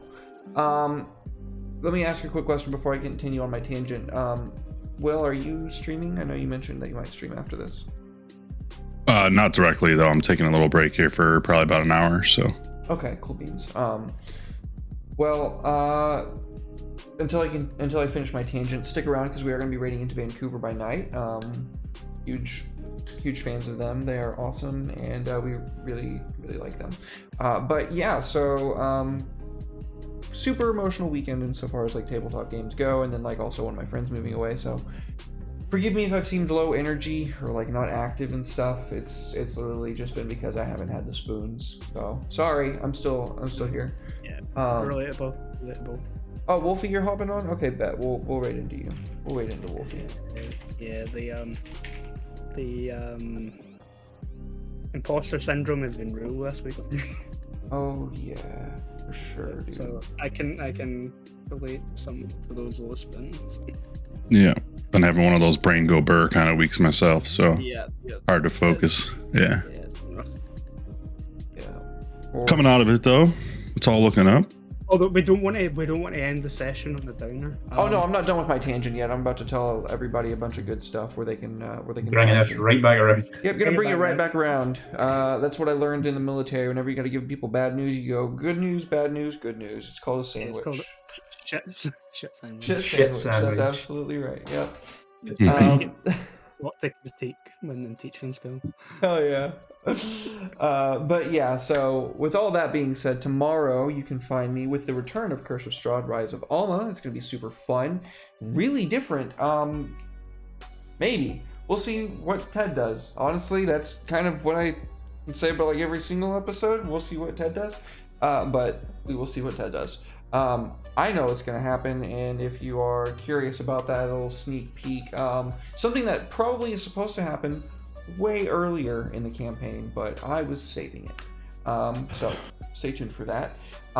Tuesday, Homebrew Homies. You can find me and Will and Red and our guest this week, JJ Band Reaper. We are going to be talking about technology in the world of Lamina. It's going to be a lot of fun. We've talked a little bit about it, but I'm really excited to like get into like, okay, but like what are the actual implications of like, you know, such and such. So that's going to be really cool. Can't wait for that. On Wednesday, as Andy said, Dark Heresy, Path of Contrition. Cannot fucking wait. Like I mentioned it a bunch. I've been waiting to play Dark Heresy since I started playing fucking tabletop games. So I am beyond excited to finally get to roll some D100s and hope to God that I don't open a gate to the warp. I mean, I'm not the Psyker, so I don't have to worry about that, but you know what I'm saying. There's some motherfuckers in the name of the Emperor. Yeah, I got a wrist-mounted flamer. Like, I swapped out that fucking exterminator for like just a whole flamer instead. I was like, you know what, fuck it, I'll just put a whole flamer on my head. It'll be great. Burn the heretic. Hell yeah. And Thursday, Elden Ring stream, I believe. I said last night, we'll see how I'm feeling, because like I said, I've been kind of tired, but we'll see. So I'm not promising an Elden Ring stream, but right now it's scheduled Elden Ring stream on Thursday. But Friday I'm off for the first time since, you know, like January, so just gonna kind of enjoy that. Just gonna kind of take a few hours, maybe do something that I enjoy, and just kick back. But that's it for me. Then next Saturday, it starts all over again with Covet Syndicate, and then more Irezumi. I cannot wait for more of that. So I will catch you guys on tomorrow at 7 p.m. Central Standard Time. We are going to go ahead and raid into Wolfie. Bye, guys. Bye. Bye.